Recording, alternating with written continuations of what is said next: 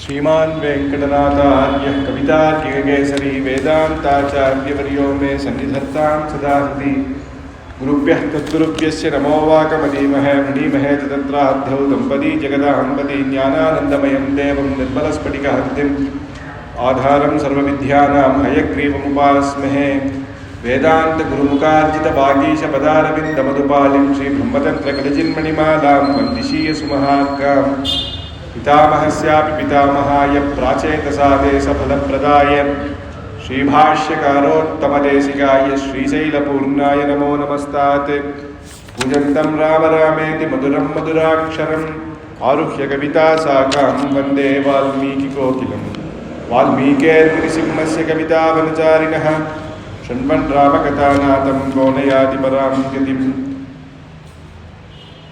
यत्र यत्र मनोजवं मारुततुल्यवेगं जितेन्द्रियं बुद्धिमतां वरिष्ठं वातात्मजं वानरयूतमुख्यं श्रीरामदूतं शिरसा नमामि। यत्र यत्र रघुनाथकीर्तनं तत्र तत्र कथमस्तकाञ्जलिं भाष्ववारि परिपूर्णलोचनं मारुतिं नमत राक्षसान्तकं वेदवेद्ये परे पुंसि जाते दशरथात्मजे वेदः प्राचेतसाधासीत् साक्षात् रामायणात्मना श्रीराघवं दशरथात्मजमप्रमेयं सीतापतिं रघुकुलात्मयरत्नदीपम् आजानुबाहमरविन्ददलायताक्षं रामं निशाचरविनाशकरं नमामि।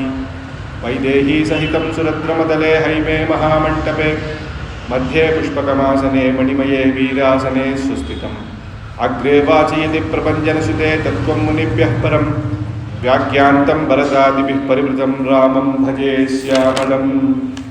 जयत्यासितसन्त्रासध्वंतविध्वंसनोदयः प्रभावान् सीतया देव्या परमव्योमभास्करः। நேற்று சுந்தரகாண்டம் ஆரம்பித்து பார்த்துட்டு வந்தோம். அந்த சுந்தரகாண்டத்தினுடைய பெருமையே சுந்தரே சுந்தரே ராமா. இதில் கதாநாயகன் சொல்லப்பட்டவர் ராமன் சுந்தரம். சுந்தரே சுந்தரி கதா, இந்த சரித்திரமே ஒரு சுந்தரம். சுந்தரே சுந்தரே வனம், அந்த வனம் அப்பேற்பட்ட வனம். சுந்தரே சுந்தரி சீதா, சீதாதேவி கதாநாயகி. சுந்தரே சுந்தரம் காவியம், சுந்தரே சுந்தரம் கபிஹி, இவாளை சேர்த்து வைக்கிற ஹனுமார் அப்பேற்பட்ட கபி அவர் சுந்தரம். சொல்றேன் சுந்தரே சுந்தரம் மந்திரம் சுந்தரே கிம்ன சுந்தரம். இதுல எதுதான் சுந்தரம் இல்லப்பா, எல்லாமே சுந்தரம். அதனாலதான் இது சுந்தரகாண்டமாக அமைஞ்சது. ஸ்ரீமத் ராமாயணமே சுந்தரம் தான், ஆனா இதுலயே சுந்தரகாண்டம்னு தனி அப்படின்னா இந்த சுந்தரகாண்டத்திலேயே ராமாயணம் மொத்தம் அமைஞ்சிடும். எப்போ சீதாதேவி இடத்துல ஹனுமார் தசரத சக்கரவர்த்தியினுடைய ஆரம்பித்து சரித்திரத்தெல்லாம் சொல்லிட்டு வர்றாரு. அப்போ உமக்கும் வானரர்களுக்கும் எப்படி சம்பந்தம் அப்படிங்கும்போது கிஷ்கிந்தா காண்டத்தை பூர்த்தியாக சொல்லிட்டு வர்றாரு. அதுக்கப்புறம் அங்கே நடக்கிற சுந்தரகாண்டம் திரிஜட்டை மிச்சது என்ன நடக்க போகிறது, ராமர் பட்டாபிஷேகம் பண்ணிக்க போறார், அயோத்தியை போய் ராவண வதம் நடக்க போகிறதுன்றது அப்புறம் இருக்கிறத சொல்லிட்டான். அதனால ராமாயணம் மொத்தம் இந்த சுந்தரகாண்டத்திலே இருக்கு. அதனாலதான் பெரியவா ராமாயணம் பூர்த்தி பாராயணம் பண்ணலைன்னாலும் சுந்தரகாண்ட பாராயணம் அப்படின்னு வச்சுட்டு இருக்கான். அதுவே பூர்த்தி ராமாயணத்துக்கு சமம். நேற்று பார்த்தோம், ராவணன் முன்னாடி சீத்தை சொல்றா ஜெகன்மாதாவான சீத்தை. அதனால ராவணனுக்கு ஒரு தடவை நம்ம நியத்தி சொல்லலாமே, எவ்வளவோ பேர் உன் ஊர்ல இருந்தாலும் நீ அவ பேச்சு கேட்கலையோ என்னவோ அப்படின்னு. அனன்யா ராகவேணாஹம் பாஸ்கரேண பிரபாயதா.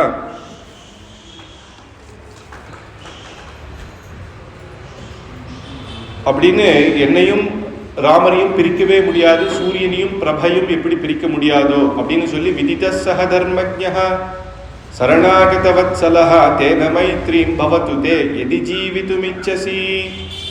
நீ உன்னை காப்பாத்திக்கணும்னா நான் உனக்கு உபாயம் தரேன். விதிதா சகதர்மஜ்ஞா அப்படின்னு சொல்லும் பொழுது அப்பேற்பட்ட தேவி கிட்ட அபச்சாரம் பண்ண காக்காசுரனையே மன்னிச்சு விட்டேர் பிரபு. அதனால உனக்கும் அனுகிரகம் பண்ணுவேர். ஆனா நீ என்ன பண்ணுன்னா அவர் விதித்தா அப்படின்னும் போது சுவாவத்திலேயே கருணாமூர்த்தி, சரணாகதர்களுக்கு ரக்ஷகன். அதனால சரணாகத வத்சலன். உன்னால போய் சரணாகதி ஒரு ராட்சசன் நான் எப்படி இன்னொருத்தன் காலில் விழுதுன்னா ஒரு மித்திரனாகவாது போ, அவர் உன்னை மன்னிச்சு விட்டுருவேர் அப்படின்னு நேத்தி தாயார் சொல்றான். ஆனா ராவணன் கேட்கல. ஆனா திரிஜட்டை சொல்றா ராட்சசிகள் கிட்டலாம் ராமர் தான் ராவண வதம் பண்ணி மீண்டும் அயோத்தியில பட்டாபிஷேகம் பண்ற மாதிரி கனவு கண்டேன், அதனால நீங்கள்லாம் ஜாக்கிரதையா இருங்கோ அப்படின்னு அவள்லாம் பயப்படுறாளாம்.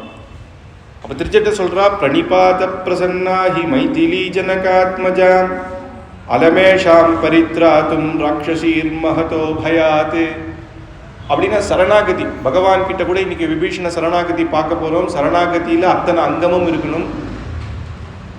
ஆனா தாயார்கிட்ட எதுவுமே அவசியம் இல்லையா. சரணம்னு கீழே கூட உழல, பிரணிபாத்தி அப்படின்றா, கையை கூப்பினா போரும் அப்படின்றா. கையை கூப்புறது கூட ஏன், குழந்தை ஓடி வருது, அம்மான்னு ஓடி வருது, தடிக்கு கீழே விழுந்துருச்சுன்னு வச்சுக்கோங்களேன். அம்மா ஓடி வந்து என்ன இது விழுந்துதே, இது சேவிச்சுதா, இது பக்தி பண்ணித்தானா பாப்பா, எப்படி ஓடி வந்து தூக்குவாளோ அந்த குழந்தைக்கு யாருக்கு ஒரு ஆபத்துனாலும் ஜெகன்மாதாவான தாயார் வந்து அனுகிரகம் பண்ணுவாளாம். அதனால ராட்சசி கிட்ட சொல்றா, பிரணிபா நீ இவங்கலாம் அலமேஷா பரி, உங்களுக்கு பயம் இருக்க பட்சத்தில் இப்பயே அபயம் அப்படின்னு தாயார் சொல்றான். நேத்தே அழகா பார்த்தோம் பராசர பட்டருடைய வைபவம், எப்படி பெருமாள் தாயார் காட்டில அம்மா அப்பா அப்படின்னு கொண்டாடுறார் அவர். ஏன்னா எங்க அப்பா பிரைம் மினிஸ்டர் அப்படின்னா அவரோட குழந்தை என்ன போய் மடியில உட்காரும். ஏன்பா பிரைம் மினிஸ்டர் மடியில உட்காருன்னு கேட்க முடியுமா? உனக்கு பிரைம் மினிஸ்டர் எனக்கு அப்பா தானே அப்படின்ற மாதிரி பகவான பக்தியில பலவிதமான பக்தி, துவமேவ மாதாச்ச பிதா துவமேவ துவமேவ பந்துஷ்ட சகா துவமேவன்னு ஒவ்வொருத்தர் அப்படி பக்தி பண்றா, தன்னுடைய பந்துவாகவே நினைக்கிறார். அப்படி இருக்கும் பொழுது பந்துவாக இருந்து அனுகிரகம் பண்ணணும்.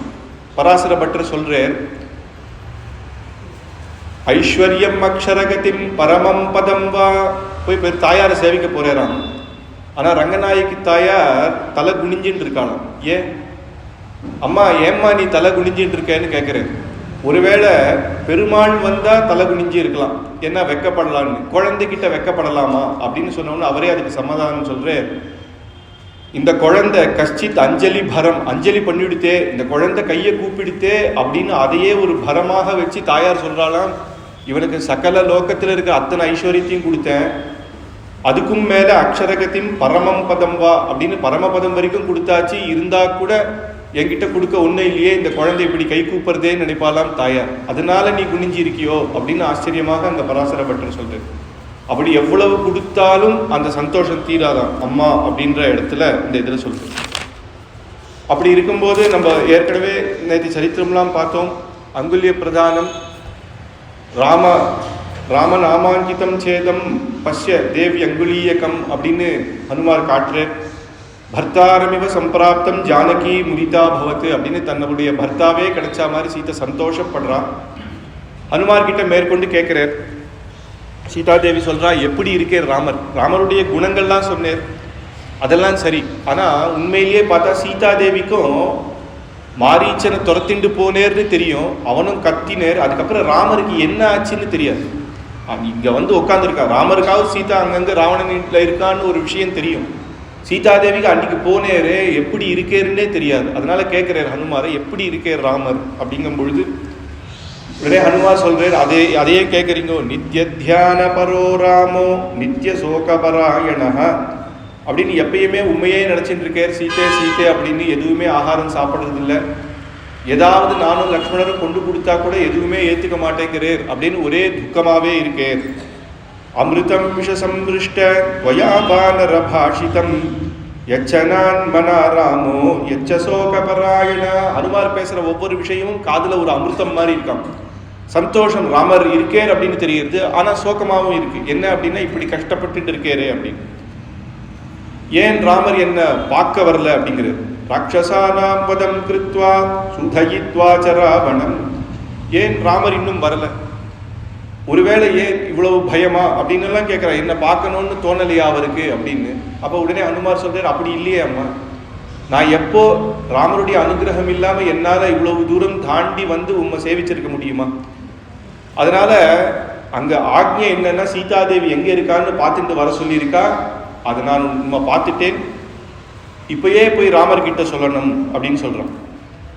ஆனா அப்படி சொல்லும் பொழுது எத்தனை வானரர்கள், ஹனுமார் தான் இருக்கிறதுலேயே பலபராக்கிரமர், இருந்தாலும் சொல்றேன் நீங்க கவலையே பட வேண்டாம்மா, அங்க சுக்ரீவனுடைய சகல சைன்யமும் இருக்கு, என்னை விட அதிகமான யோகரான வானரர்கள்லாம் மகாவீரர்கள் இருக்கா, இந்த ராட்சசத்தை சர்வநாசம் பண்ணிடுவா, நீங்க கவலைப்படாதீங்க அப்படின்னு சொன்னேன். அவ்வளவு வரைக்கும் ஏமா போனோம், இப்பயே நீங்க ஒரு வார்த்தை சொல்லுங்க, உம்மா அப்படியே வாகனம் மாதிரி மேலே ஏற்றிட்டு இப்பயே கொண்டு வந்து ராமர்கிட்ட கொண்டு போய் நான் விட்டுறேன். இவர் வந்து இத்தினூண்டு ஹனுமாரா ஒரு பூனை ரூபத்துல சின்னதா இருந்து வந்திருக்காரு இல்லையா, அதனால சீதாதேவி சிரிச்சாலாம், எப்படி என்ன தூக்கிட்டு போக முடியும், அதுவும் ஆகாச மார்க்கமா போச்ச நிறைய ராட்சசர்கள்லாம் வந்து யுத்தம் பண்ணுவாளே, நீர் எப்படி சமாளிப்பேர் அப்படின்னார். ஹனுமாருக்கு இது ஒரு பரிபவம் ஆயிடுச்சு, என்னடா நம்மளை போய் இப்படி சொல்லிட்டான்னு, ஆனா தாயார் தானே சொன்னா அப்படின்னு, இதோ பாருங்கம்மா நான் எப்படி உங்க தூக்கிட்டு போடுவேன்னு அப்படியே தன்னுடைய பெருசாய் தன்னுடைய ஆச்சரியமான அந்த ரூபத்தை காமிச்சேராம். உடனே சீதாதேவி சொன்னா, அப்பா நீ 100 யோஜனை தூரம் தாண்டி வரைச்சியே உம்முடைய வீரம் என்னன்னு தெரியும், என்னுடைய எண்ணம் அதில்ல, நானே கூட ராவணனை அழிச்சிடலாம், நீயும் அழிச்சிடலாம், ஆனா அதை விட ராமன் வந்து அவர் ராவணவதம் பண்ணி என்னை கூட்டுண்டு போகணும், அவருடைய பலபராக்கிரமத்துக்கு நம்ம எதுவும் பண்ணிடக்கூடாது, அவரா வரணும் என்னை கூட்டுண்டு போகணும். அதுவும் க்ஷத்திரிய பெண்கள் அப்படி இருப்பாளாம். ருக்மணி சொல்றா இல்லையா, அதெல்லாம் எனக்கு தெரியாது, நீங்க வந்து அவளோட சண்டை போட்டு என்னை கல்யாணம் பண்ணிட்டு போங்க, அவ்வளவுதான், அந்த மாதிரி தான் அவளுடைய இது அப்படின்னு சொல்லச்சு. அவருடைய பலபராக்கிரமம் லோகத்துக்கு தெரியணும், அவரே வந்து யுத்தம் பண்ணி என்னை ஆட்சிட்டு போகணும், அதுதான் நான் விரும்புகிறேன் அப்படின்னு சொல்றேன். அப்போ ஹனுமான் அந்த சரித்திரம்லாம் சொல்ற, எல்லா சரித்திரமும் சொல்லி அங்க வானரர்கள் வந்து அன்னைக்கு காட்டுறான், அம்மா நீ அன்னைக்கு நகெல்லாம் போட்டுன்னு போன இல்லையா, அதெல்லாம் நீ கீழே போட்டுட்டு போன, நாங்க கொண்டு போய் காமிச்சோம் ராமர்கிட்ட. ராமர் அப்படியே கண்ணில் ஒத்திண்டு அப்படியே ஆனந்த கண்ணீர் விட்டார். ஆனா கூட லக்ஷ்மணரை பார்த்து கேட்டாராம், இதெல்லாம் மண்ணியினுடைய நகைதானா அப்படின்னு. இது அங்க கிஷ்கிந்தா காண்டத்துல வரும். உடனே லக்ஷ்மணர் அந்த நகையெல்லாம் பார்த்து சொன்னாராம், நாஹம் ஜானாமி கேயூரே நாஹம் ஜானாமி குண்டலே நூபுரே த்வபி ஜானாபி நித்யம் பாதாபிவந்தனாத். இந்த வளையல் இந்த நகை இதெல்லாம் பார்த்தா இது சீதாதேவி மன்னிதான்னு எனக்கு தெரியல அண்ணா, ஆனா இந்த நூபுரங்கள் காலில் போட்டு இருக்க இந்த நூபுரங்கள் இது மன்னிதுதான், நித்தியம் நான் சேவிக்கும் போது இதை பார்த்திருக்கேன் அப்படின்னாராம். அதுதான் அந்த லக்ஷ்மண் அப்படி எப்படி ஒரு மனுஷா இன்னொரு ஸ்திரீ கிட்டையும் பெரியவா கிட்டையும் எப்படி நடந்துக்கணும்னு இருக்கு, பார்க்கறது வேற. அப்ப பார்த்ததே இல்லையா சீதாதேவி, பார்த்ததே இல்லையா, இவர் காட்டுல 3 பேர் தான் இருக்கு, அயோத்தியில பார்க்கலன்னா கூட ஒத்துக்கலாம், காட்டுல இருக்கிறதே 3 பேர் அப்படின்னா பார்க்கறது வேற நோக்கிறது வேற. அவ இப்படி எப்படி இருக்கா, எந்த நகை போட்டு இருக்கா, அன்னைக்கு நேற்று இந்த நகை போட்டு வந்து அந்த அளவுக்கு உத்து பார்க்கறதா கிடையாது. மன்னி அப்படின்ற ஸ்தானத்துல என்ன நகை என்ன போட்டிருக்காலாம் தெரியாது. அதனால அப்படி சொன்ன உடனே அப்படியே ராமர் கண்ணில் ஜலம் விட்டேர் அப்படின்ற அந்த சரித்திரங்கள்லாம் இங்க ஹனுமார் சொல்லிட்டு வர. அதுக்கப்புறம் இன்னும் ஹனுமாருக்கு வந்து சீதாதேவி ஹனுமார் வந்து இன்னும் இவர் தூதன் தான் அப்படின்னு நம்புறதுக்கு ராமர் ஒரு ரகசியம் சொல்லி அனுப்பிச்சாராம். சித்திரக்கூட்டத்தில் அவ எப்படி இருந்தா அப்படின்ற அந்த அனுபவம் லக்ஷ்மணருக்கு கூட தெரியாது. ஏன்னா ஏகாந்தமா பெருமாளும் தாயாருமாக இருந்த சமயம் அந்த விளையாடினதை சிலது பிரம்மச்சாரியான ஹனுமாருக்கு சொல்லி அனுப்புறாராம். அப்ப ஹனுமாருடைய ஹிருதயம் எப்பேற்பட்டது அப்படின்னு நமக்கு தெரியும். ராமன் சொல்றார், அந்த சீதாதேவி சொல்றான், அன்னைக்கு ஒரு நாள் ஹனுமார் சொல்றேன், அல்லியும் பூமலர் கோதை அடிபணிந்தேன் விண்ணப்பம் சொல்லிடுகேன் கேட்டருளாய். அம்மா நான் சொல்றேன், அன்னைக்கு நடந்தது பெருமாள் சொன்னேர் அப்படின்னு. எல்லியும் போது நீர் திரள் இருந்ததோர் இடைவகையில் மல்லிகை மாமாலையை கொண்டதோர் ஒரு அடையாளம் அப்படின்னு சொல்லி அன்னைக்கு பெருமாளும் தாயாருமாக புஷ்பம் அந்த காட்டுல என்னென்ன கிடைக்கிறதோ அதெல்லாம் எடுத்தாலாம். புஷ்பத்தை தொடுக்கணும். அங்க நமக்கு அந்த கயர்லாம் கிடைக்காது இல்லையா, ஏதோ ஒரு நாறு எடுத்து அந்த நாறுகளை வச்சு கஷ்டப்பட்டு பெரிய புஷ்பமா கட்டினாலும். அப்படி புஷ்பம் கட்டும் போதே பெருமாள் என்ன பண்ணாராம், சீதாதேவிக்கு எடுத்து அதெல்லாம் வச்சு விட்டேராம். அன்னைக்கு எல்லாம் வச்சு விட்டு அதெல்லாம் ஆன உடனே 2 பேரும் சொக்கட்டாம் விளையாடினாலும். சொக்கட்டாம் விளையாடும் போது விளையாட்டுல எப்ப சுவாரஸ்யம் அப்படின்னா ஏதாவது பெட் மேட்ச் மாதிரி வச்சுக்கணும் இல்லையா, யார் ஜெயிச்சா நீ என்ன பண்ணணும் அப்படின்னு. அப்ப சீதாதேவி சொல்றான், நான் ஜெயிச்சா நாங்க சொன்னது நீர் கேட்கணும், நான் என்ன சொன்னாலும் நீங்க பண்ணணும், நீர் ஜெயிச்சா நான் என்ன சொன்னாலும் பண்றேன். ஆச்சரியமா விளையாட்டு போயிட்டே இருக்கு. 1 மணி நேரம். இவர் ஜிதேந்திரியன், யாருக்கிட்டையும் தோத்ததே இல்லை, லோகநாதனான பகவானுக்கு தோல்வின்னா என்னன்னே தெரியாது. ஆனா சீதாதேவி கிட்ட நீ தோத்துட்ட உடனே சீதாதேவி சொல்றா, இப்ப நான் என்ன பண்றேன்னா, இப்ப இந்த புஷ்பம் இதெல்லாம் புஷ்பத்தை தொடுத்தேன் இல்லையா 2 மணி நேரம், இதை வச்சு உண்மை கட்டிட போறேன், நீர் இப்படியே நிக்கணும் அப்படின்னாலும். புஷ்பாங்கி அந்த புஷ்பத்தினால கீழேந்து மேல வரைக்கும் பகவானுடைய முகத்தை மட்டும் விட்டுட்டு அப்படியே அந்த மரத்துல பூர்த்தியா கட்டிட்டாலாம். இன்னைக்கு கூட திருவேங்கடமுடையானுக்கு வியாழக்கிழமை அன்னைக்கு பெருமாளுக்கு புஷ்பத்திலே பூர்த்தியா அந்த முகம் தவிர எல்லாம் புஷ்பத்திலே அழகழகா அந்தந்த கலர்ல ஒரு புஷ்பமாக சாத்துவா. அப்படி கட்டிட்டாலாம் தாயார். தாயார் அதுக்கப்புறம் வேலை பார்க்க போயிட்டார். சீதாதேவி அப்படியே போயிட்டு எல்லாம் மத்தியானம்லாம் ஆகி சாயங்காலம் இந்த பக்கம் வந்து பார்த்தா பெருமாள் அப்படியே நின்றுட்டு இருக்காராம் அதே மரத்தில். உடனே தாயார் சிரிச்சா, இது என்னவோ நாரில் கட்டியிருக்கேன், இப்படின்னா அது உதிர்ந்து கிழிஞ்சு வந்துட போது, இதுக்கா இதை ஒரு அறுத்துண்டு வர தெரியலையா? யானை சங்கிலியே அறுத்துரும், அந்த அப்பேற்பட்ட பலம் உண்டு ராமருக்கு. பிரம்மாஸ்திரம் எல்லாமே ஒன்றும் பண்ணல அவரை. இதுக்காக நீ ஏன் இருக்கேன்னு ஒரு நிமிஷம் நினைச்சா இதை அறுத்துருவேன், ஆனால் 2 மணி நேரம் கஷ்டப்பட்டு உட்காந்து நீ கட்டினல்ல, அதனால தான் நான் இப்படி நின்றுட்டு இருக்கேன் அப்படின்றாம் சீதாஜி. அப்படி சொல்ல அதுக்கப்புறம் 2 பேரும் அதே புஷ்பத்தையே எனக்கு வச்சு விட்டேன். உச்சியில் அழகாக ஒரு புஷ்பம் வைக்கிறது எங்க சீதாதேவி கிட்ட அந்த மரத்தை காமிச்சு அதுலேருந்து எடுத்துட்டு வான்னு சொன்னேன். அப்படி போய் நான் எடுக்க போனேன் ஆஞ்சநேயரே உம்மை போல ஒரு குரங்கு அது எடுக்க போச்சு குருன்னு கத்தித்தான். உடனே சீதை பயந்து ஓடி வந்து ராமனை கட்டி பிடிச்சிட்டாலும். அன்னைக்கு பெருமாள் வந்து செங்கல், அந்த செங்கருங்க அந்த கிடைக்கும் இல்லையா, அதனாலேயே அந்த பொட்டு எடுத்து சிலை, அந்த நெத்து சிலையிலேருந்து அந்த வச்சிருக்கேன். அது இங்க பட்ட உடனே செவந்திருக்கு. கொஞ்ச நாள் கழிச்சு தாயார் பார்க்கறா, இங்க ரத்தம் வந்தா மாதிரி இருக்கே, என்ன ஆச்சு அப்படின்றா. இது ரத்தம் இல்லை, நீ இட்ட வீரத்திலக்கம் அப்படின்னாலும். நான் திக்விஜயம் போறேன், நீ இட்ட வீரத்திலக்கம்னு அன்னைக்கு சொன்னேரே ஹனுமாரே, மறந்துட்டேரா, ராமன் மறந்துட்டேரா அப்படின்னு அந்த ஹனுமார் சொன்னதுக்கு அப்புறம் நடந்த சரித்திரத்தை சீதாதேவி மிச்ச சரித்திரத்தை சொல்றாளாம், இதை போய் ராமர்கிட்ட சொல்லணும் அப்படின்னு.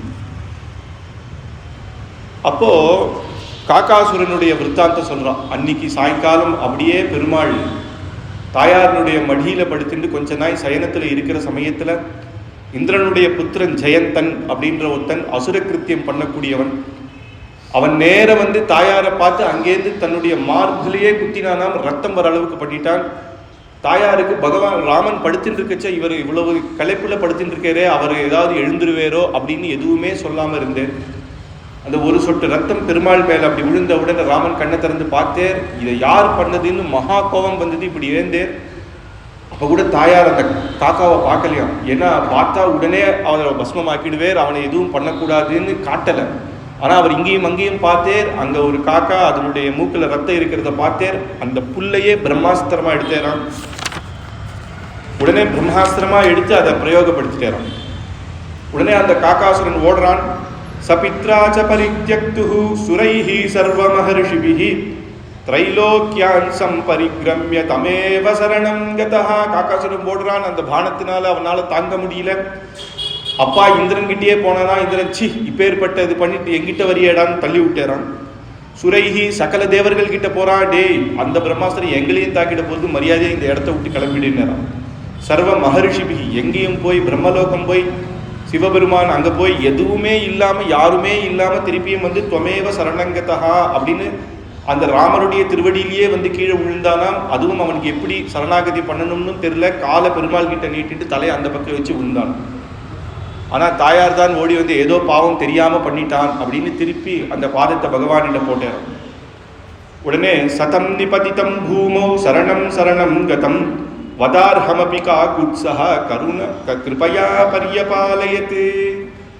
ஆனா ராமர் என்ன பண்றார் அப்படின்னா, அந்த புல்லை எடுத்துட்டார் இல்லையா, அதை எடுத்து காக்காசுரனுடைய கண்ணை மட்டும் எடுத்துட்டாராம். ஏன்னா வதார்ஹமபி காகுத்ஸஹ கிருபயா பரியபாலயத்து, அவனை வதம் பண்ணியிருக்கணும் அவன் பண்ண அபச்சாரத்துக்கு தாயார்கிட்ட. ஆனா கூட கருணை, அம்மா போட்டு ஒரு அடி அடிக்கிறா குழந்தைய அப்படின்னா அப்பா அந்த குழந்தைக்கு தெரியாது. ஆனா பெருசான உடனே எல்லாரும் என்ன சொல்லுவாங்கன்னா, எங்க அப்பா அம்மா என்னை திட்டி வளர்க்க வச்சதுனால தான் இன்னைக்கு நான் இந்த இடத்துல இருக்கேன்னு எல்லாருமே சொல்லுவான். அப்போ ஒரு தண்டனம் சுகத்திம் அப்படின்னு சுவாமி தேசிகன் தயாஸ்திரத்தை சொல்றாரு. அப்போ நமக்கு வர அந்த கஷ்டங்கள் அப்படின்றது பகவான் கொடுக்குற தண்டனை மாதிரி தான் தோணும். ஆனா என்னன்னா, இவன் ஏன் ஒரு கண்ணி எடுத்தேர் அப்படின்னா, ஏன் அதையும் விட்டுருக்கலாமே, கிருப்பையா பரியபாலயத்துன்னு வேற வால்மீகி மகர்ஷி சொல்லியிருக்கார்.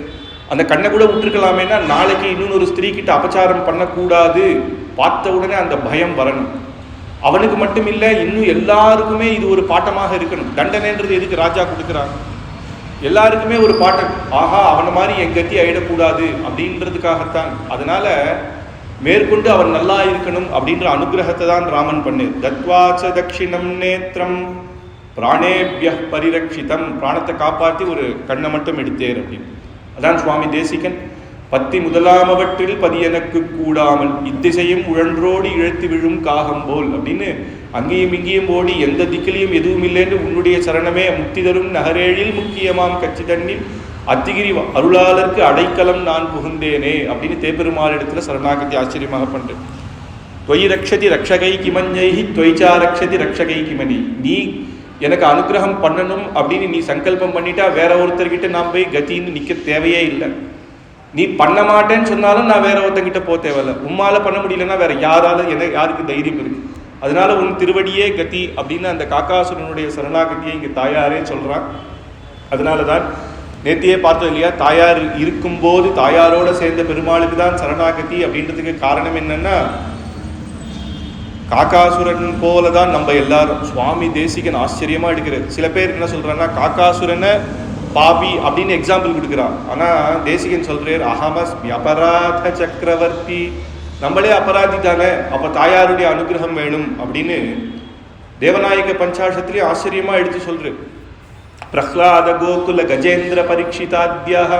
பிரஹ்லாதன் மாதிரி நம்ம ஒன்றும் பக்தன் இல்லை. ஆனா பிரஹ்லாதன் நீ ரட்சிச்சியே பகவானே, அது என்ன உனக்கு பெருமையா? அந்த குழந்தை எப்பேற்பட்ட குழந்தை, சத்தியத்தையே சொன்னான். தராசு வை, தராசுல பிரஹ்லாதனை நீ காப்பாத்தின குணம். கோகுலத்துல இருந்தவா எப்படி பக்தி பண்ணா, அவளுக்கு அனுகிரகம் பண்றதெல்லாம் உனக்கு கருணைன்னா சரி, அதையும் அங்க வை.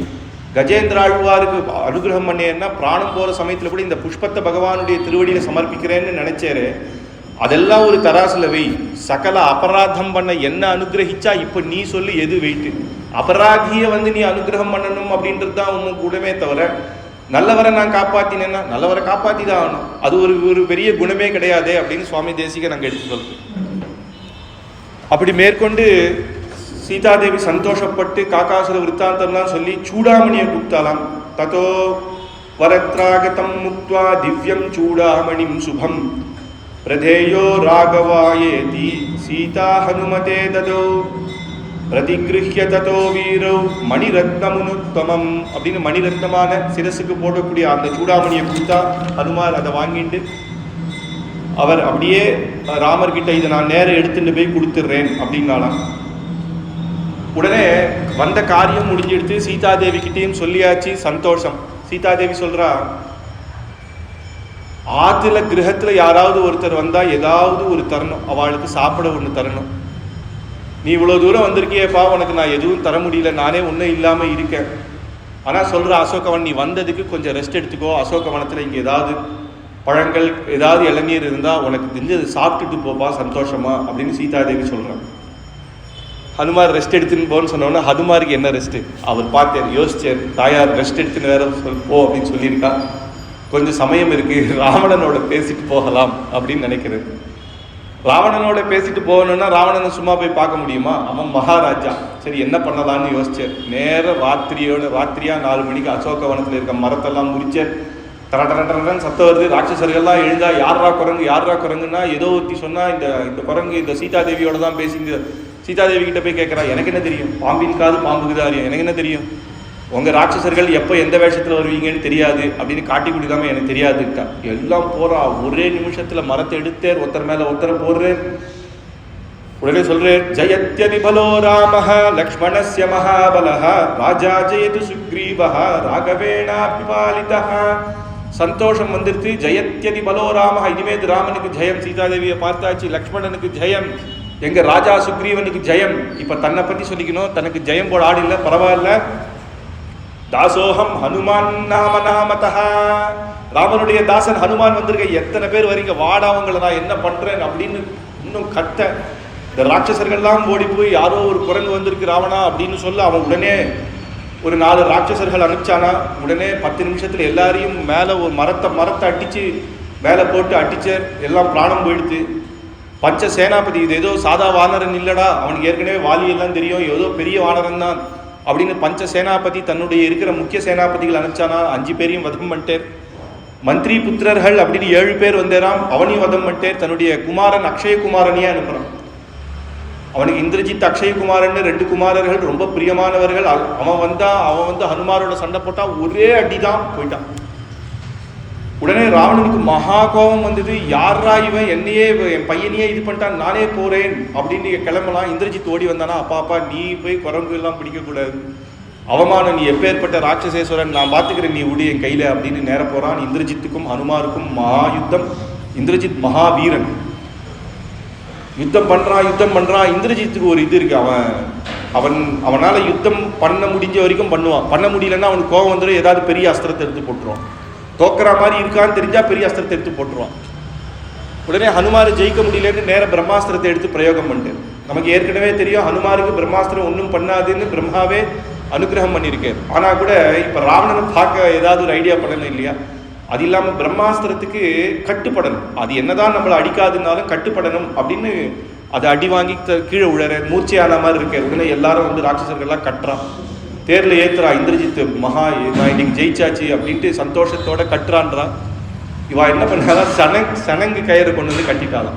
உடனே ஹனுமார் நினைக்கிற, பிரம்மாஸ்திரத்தை போட்டுட்டு எப்பேற்பட்ட அஸ்திரம், அதுக்கு மேலே ஒரு சரங்கையில் வச்சு கட்டுறாளே அப்படின்னு. ஏன்னா அதான் பிரம்மாஸ்திர பந்த நியாயம்னுவா. பகவான் கிட்ட சரணாகதி பண்ணா அவன் அனுகிரகம் பண்ணிட்டான்னு திருப்பி இன்னொரு வாட்டி சரணாகதி பண்ணக்கூடாது. இன்னும் ஒரு வேற தேவத்தை கிட்ட, சின்ன தேவத்தை கிட்ட போய் போறேன் அப்படின்னு போகக்கூடாது. ஏன்னா அப்பேற்பட்ட பகவானிட சரணாகதி பண்ணிட்டு அப்படி எப்படின்னா இது பிரம்மாஸ்திரத்தால கட்டு போட்டுட்டு திருப்பி கயர்ல கட்டுற மாதிரி தான். இதான் பிரம்மாஸ்திர பந்த நியாயம் அப்படின்னு. உடனே அவனை கூட்டிட்டு வர ராவணர்கிட்ட சொல்லி அனுப்பிச்சாச்சு. பெரிய சபை கூட்டினான். நிறைய ராட்சசர்கள்லாம் உட்கார்ந்துட்டு இருக்கா. தேர்ல வரான், ராவணன் பார்த்துட்டு இருக்கா. எதிர யார் வரான்னு பார்ப்போம். அவன் முன்னாடி எப்படி நான் ஏந்துக்க கூடாதுன்னே உட்கார்ந்துட்டு இருக்கான். அப்படியே வந்தா ஒரு மலை போல இருந்தாராம். மகா பிரகாசமான ஹனுமார். அவர் அப்படி வந்த உடனே அப்படி ஏந்து நின்றுட்டானா. அவன் இவன் ஏந்தா எல்லாரும் ஏந்துக்கணும் இல்லையா, எல்லாரும் ஏந்துட்டாராம். உடனே ஹனுமார் திரும்பி பார்த்தேன். சதர்ஷ மகாதேஜா ராவணஹ கபிஸ்திரமம் ராக்ஷோபி அப்படின்னு சொல்லி ராட்சசாதிபதி சாபம் ததர்ஷ கபிஸ்தமம். இவர் ராவணனை பார்க்கிறார். அவனும் மகாவீரனாக இருக்கான், 10 தலையோட. சபாஷ், வா, அந்த விரோதி அவளுக்கு தெரியும் எனக்கு ஏத்த வீரன் அப்படின்றான். அவனை இவன் எனக்கு ஏத்தன் அப்படின்னு பார்த்துட்டு, கிமேஷா பகவான் நந்திஹி. இவனுக்கு ஒரு நிமிஷம் அப்படியே ஆரம்பித்தா, நந்தி தான் வந்திருக்கிறோ, நந்திகேஸ்வரர் அப்படின்னு. ஏன்னா இவனுக்கு ஒரு சாபம் இருக்கு. சிவபெருமானும் பார்வதியும் இருக்கும்போது கைலாசத்தோடு தூக்கிட்டு நம்ம லங்கைக்கு கூட்டின்னு வந்துடலாம் அப்படின்னு அந்த மலையோடு சேர்ந்து தூக்கினான். தூக்கும்போது பார்வதி தேவி சிவன் மேலே போய் இடிச்சுட்டான்.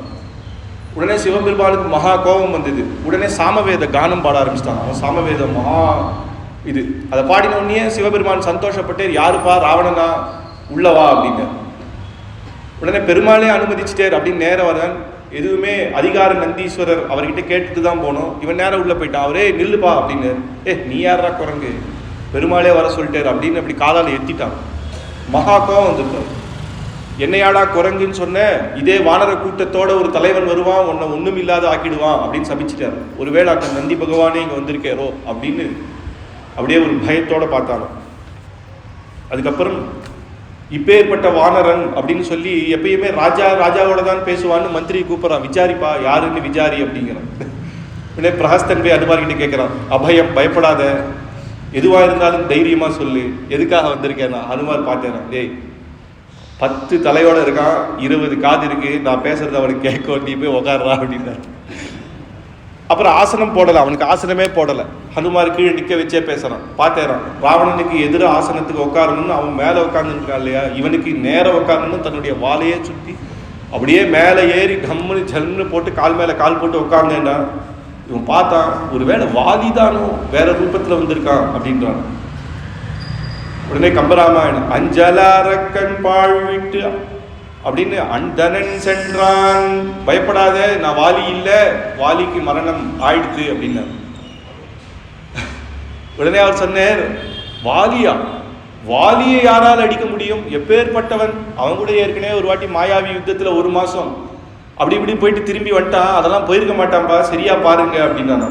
வெஞ்சின வாலி மீளான் வாரும் போய் விழுந்ததன்றே.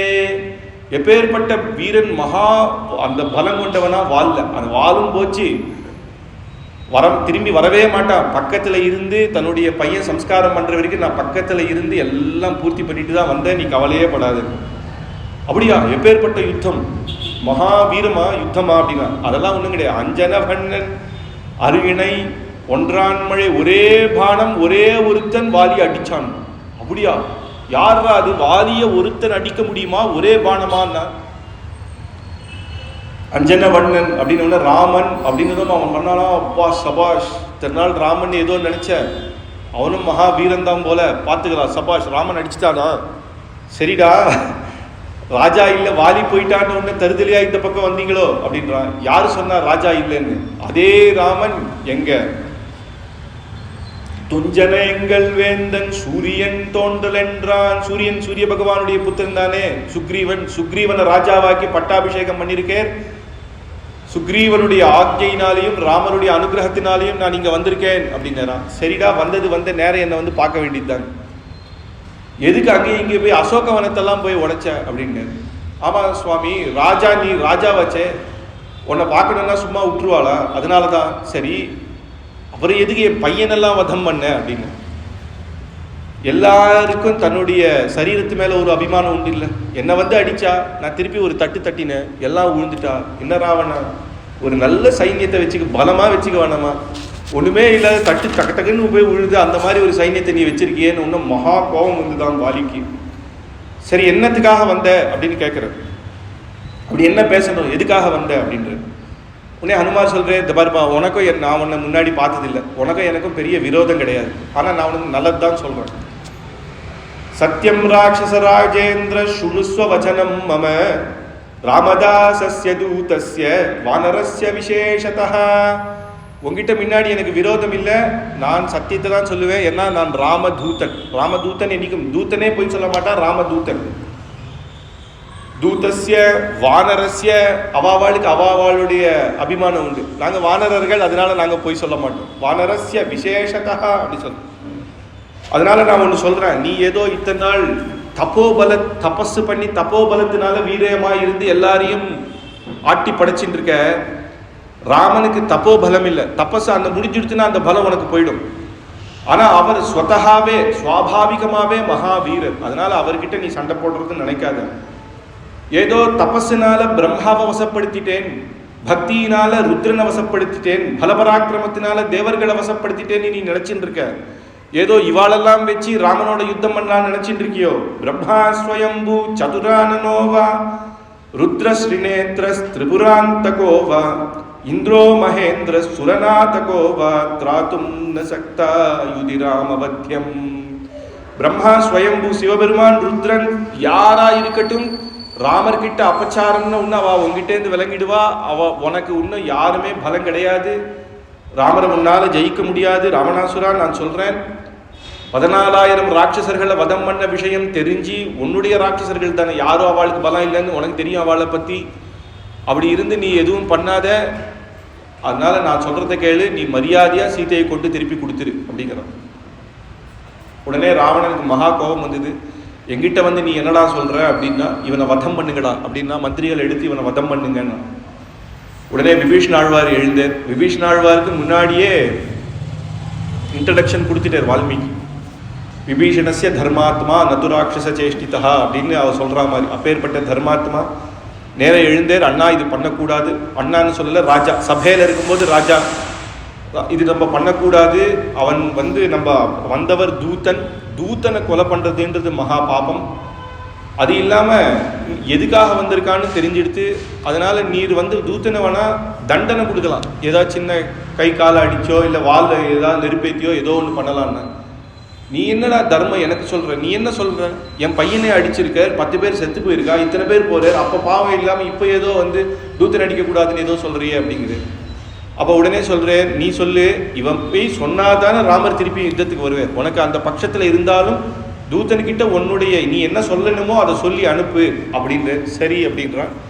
இவர் வால்ல நெருப்பேற்றி விட்டுருங்கோ அப்படின்றான். உடனே நான் பாப்பா நாம் பதே பாபம் அப்படின்னு பாப்பத்தெல்லாம் எடுத்து விபீஷன் சொல்றேன். உடனே எல்லாரும் தைல எல்லாம் எடுத்துன்னு வரலாம், எண்ணெய் எடுத்துன்னு வரா. நம்ம எல்லாம் ஹனுமாருக்கு திருமஞ்சனம் அப்படின்னா ஆத்திலேருந்து பால் தயிர்லாம் எடுத்து போவோம். அவ கைங்கரியம் பண்றா. ராட்சசெல்லாம் ஒவ்வொரு ஆத்துல ஒவ்வொருத்தர் ஒரு துணி எடுத்துன்னு வரா, ஒரு எண்ணெய் எடுத்துன்னு வரா. இன்னைக்கு பாடுறா என்ன பண்றேன்றா. உடனே எல்லாரும் ஹனுமாரை வச்சுட்டு ஒவ்வொரு ஆத்து வாசல்லையும் எல்லாம் அந்த பசங்கள்லாம் தன் டோல்லாம் அடிச்சுட்டு இன்னைக்கு அவரை போட்டு சங்கிலி போட்டு கட்டி ஒவ்வொரு ஆத்துலேருந்து வரா, ஒவ்வொருத்தி வரா, போட்டு திட்டுறா. நீ நல்லா இருப்பியா, எங்க ராஜாவுக்கு நீ ராஜா புத்திரனை அடிச்சிட்டியே அப்படி இப்படின்னு ஒருத்தர் ஒரு ஆத்துலையும் திட்டுறாலாம். ஹனுமாரும் சைலண்டா பார்த்துட்டு இருக்காரு, என்ன நடக்கிறதோ நடக்கட்டும் அப்படின்னு.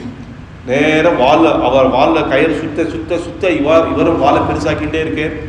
அக்னியை ஏத்துறான். இவ்வளவு ஆத்திலேருந்து ஒவ்வொருத்தரும் திட்டும் போது ஒரு ஆத்திலேருந்து விபீஷணருடைய கிரகத்திலேருந்து யாருமே வரலையாம். அந்த மட்டும் பூட்டியே இருந்துதான். உள்ள விபீஷணன் கண்ணால ஜலம் விட்டேராம், இப்படி அபச்சாரம் பண்றாளே அப்படி. அப்படியே போகும்போது நெருப்பை லைட்டா ஏத்தினான். உடனே சில ராட்சசிகள்லாம் போய்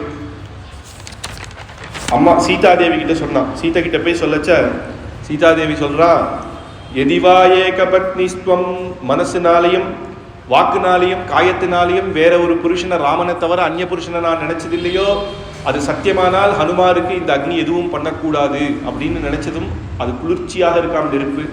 ஹனுமாரும் நினைச்சுக்கிறேன் அது நம்மளுடைய பிரபாவம்னு நினைக்காம தாயாருடைய அனுகிரகம், ராமருடைய அனுகிரகம், அது இல்லாம வாயு பகவானுடைய ஃப்ரெண்டு தானே அக்னி, அதனால என்ன எதுவும் பண்ணல அப்படின்னு நினைச்சிட்டு சந்தோஷமா அங்க நல்லா எரியட்டோம்னு எரிய விட்டாராம். எரிஞ்ச உடனே அப்படியே பெருசாடே உடனே ராட்சச அந்த குழந்தைகள்லாம் ஐயோ ஐயோ டே செக்கிலி அறுந்துடுத்துறாடே, குரங்குடாடே, பெருசாயிடுச்சுடா அப்படின்றா. நேராக அந்த வானரன் அப்படி ஏறி முதல்ல ஒரு வீடு போய் எரிச்சார், 2வது வீடு எரிச்சார், 3வது வீடு எரிச்சார். அப்புறம் இங்கே வந்து பார்த்தார் ஒரு 10 வீடு எரிஞ்சது. பின்னாடி திரும்பி பார்த்தார் 5வது வீடு எரியலையா, ஏன் அதை மட்டும் விடணும்னு திருப்பி பின்னாடி குதிச்சு அதே எரிச்சிட்டு வந்தாராம். எல்லாத்தையும் எரிச்சார். விபீஷண கிரகத்தை மட்டும் விட்டுட்டார். எல்லா இடத்துலையும் ஜெய் சீதாராம் அப்படின்னு எல்லா இடத்துலையும் எழுதிட்டு ஓடி ஜெய் சீதாராம் ஜெய் சீதாராம்னு சொல்ல அந்த பசங்களுக்கு தெரியாது இந்த குரங்கு ஏதோ சொல்றதுன்னு அதுங்களும் எல்லாம் ஜெய் சீதாராம்னு சொல்ல ஆரம்பிச்சுட்டா. ராவணனால கட்டுப்படுத்த முடியல. அவன் சொல்றான் கும்பா நிகும்பா, அக்னி பயமே கிடையாது ராவணனுக்கு. ரொம்ப வருஷம் கழிச்சு திருப்பி அக்னி பயம் வந்துருது. கும்பா நிகும்பா வாங்கடா, எங்கடா கும்பத்தை எடுத்து ஜலத்தை கொட்ட வாங்கடான்னா எவனுமே இல்லை. எல்லா ஆகாசத்துல போயிட்டா ஐயோ இந்த வீடு எரியுது, என் வீடு இது எரியுது, ஒவ்வொருத்தருக்கு 4-5 வீடு, அது எரியுறது இது எரியுறதுன்னா ஏன் இவாளுக்கு பலம் இல்லையா, இல்லை ஜலந்தா இல்லையா? லங்கை பூர்த்தியா சமுத்திர ஜலந்தானே, அதையும் எடுத்து கொட்டி அடைச்சிருக்கலாம். பலமும் இருக்கே, ஏன் எரியலன்னா இவெல்லாம் பார்த்தாலாம் எரியட்டும், அப்போதான் ராஜா நமக்கு புது வீடு கட்டி தருவா. சலுகை இல்லையா கவர்மெண்ட், அப்புறம் ஏதாவது பிரச்சனை கவர்மெண்ட் கட்டி தருவா, நமக்கு எதுக்கு புது வீடு வரட்டும்னு எல்லாம் விட்டுட்டு எல்லாம் போயிட்டாராம்.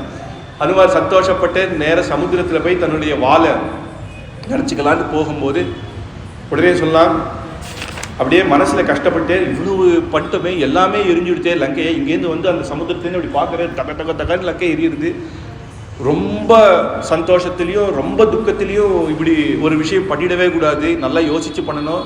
தாயாருக்கு மகாலட்சுமிக்கு என்ன ஆச்சோ, சீதாதேவிக்கு என்ன ஆச்சோ அப்படின்னு வருத்தத்தில் இருக்கச்ச ஆகாச மார்க்கமாக 2 பேர் போயிட்டே பேசியிருந்தாலாம். பாத்தியா லங்கையே எரியுது, அசோகவனமும் விபீஷணனுடைய கிரகமும் எரியவே இல்லையே அப்படின்னு சொன்ன உடனே அவர் சந்தோஷப்பட்டே நேர சீதாதேவி கிட்ட போய் சேவிச்சார். அம்மா நீ ரெஸ்ட் எடுக்க சொன்ன, எல்லாம் எடுத்தாச்சு, இப்போ இனிமேல் சந்தோஷமாக போய் ராவணனோட பேசிட்டு அவனுக்கு பயம் பிடிச்சிட்ட, எல்லா குழந்தைக்கும் ராமநாமம் தான் சொல்கிறான். இப்போ அவனால் என்ன கட்டுப்படுத்துவான்னு தெரியாது, நான் கிளம்புறேன், நான் இப்பயே போய் ராமர்கிட்ட இந்த விஷயத்தை சொல்ல போகிறேன் அப்படின்னு ஒன்று சீதாதேவி அனுகிரகம் பண்ணி அனுப்பிச்சாரான்.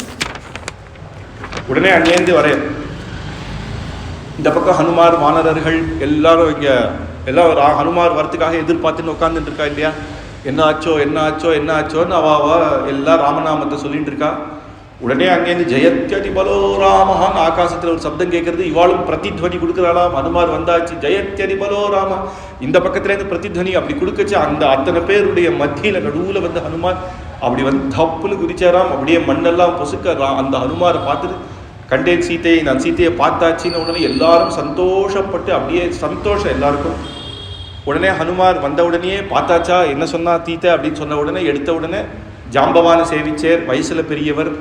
அங்கதனை சேவிச்சேர், பதவியில் பெரியவர், யுவராஜா சேவிச்சேர். உடனே எல்லாரும் ஒரு பெரிய மரத்தை கீழே போட்டாலாம், ஆசனமாக போட்டு ஹனுமாரை உட்கார வச்சு கேட்குறான்.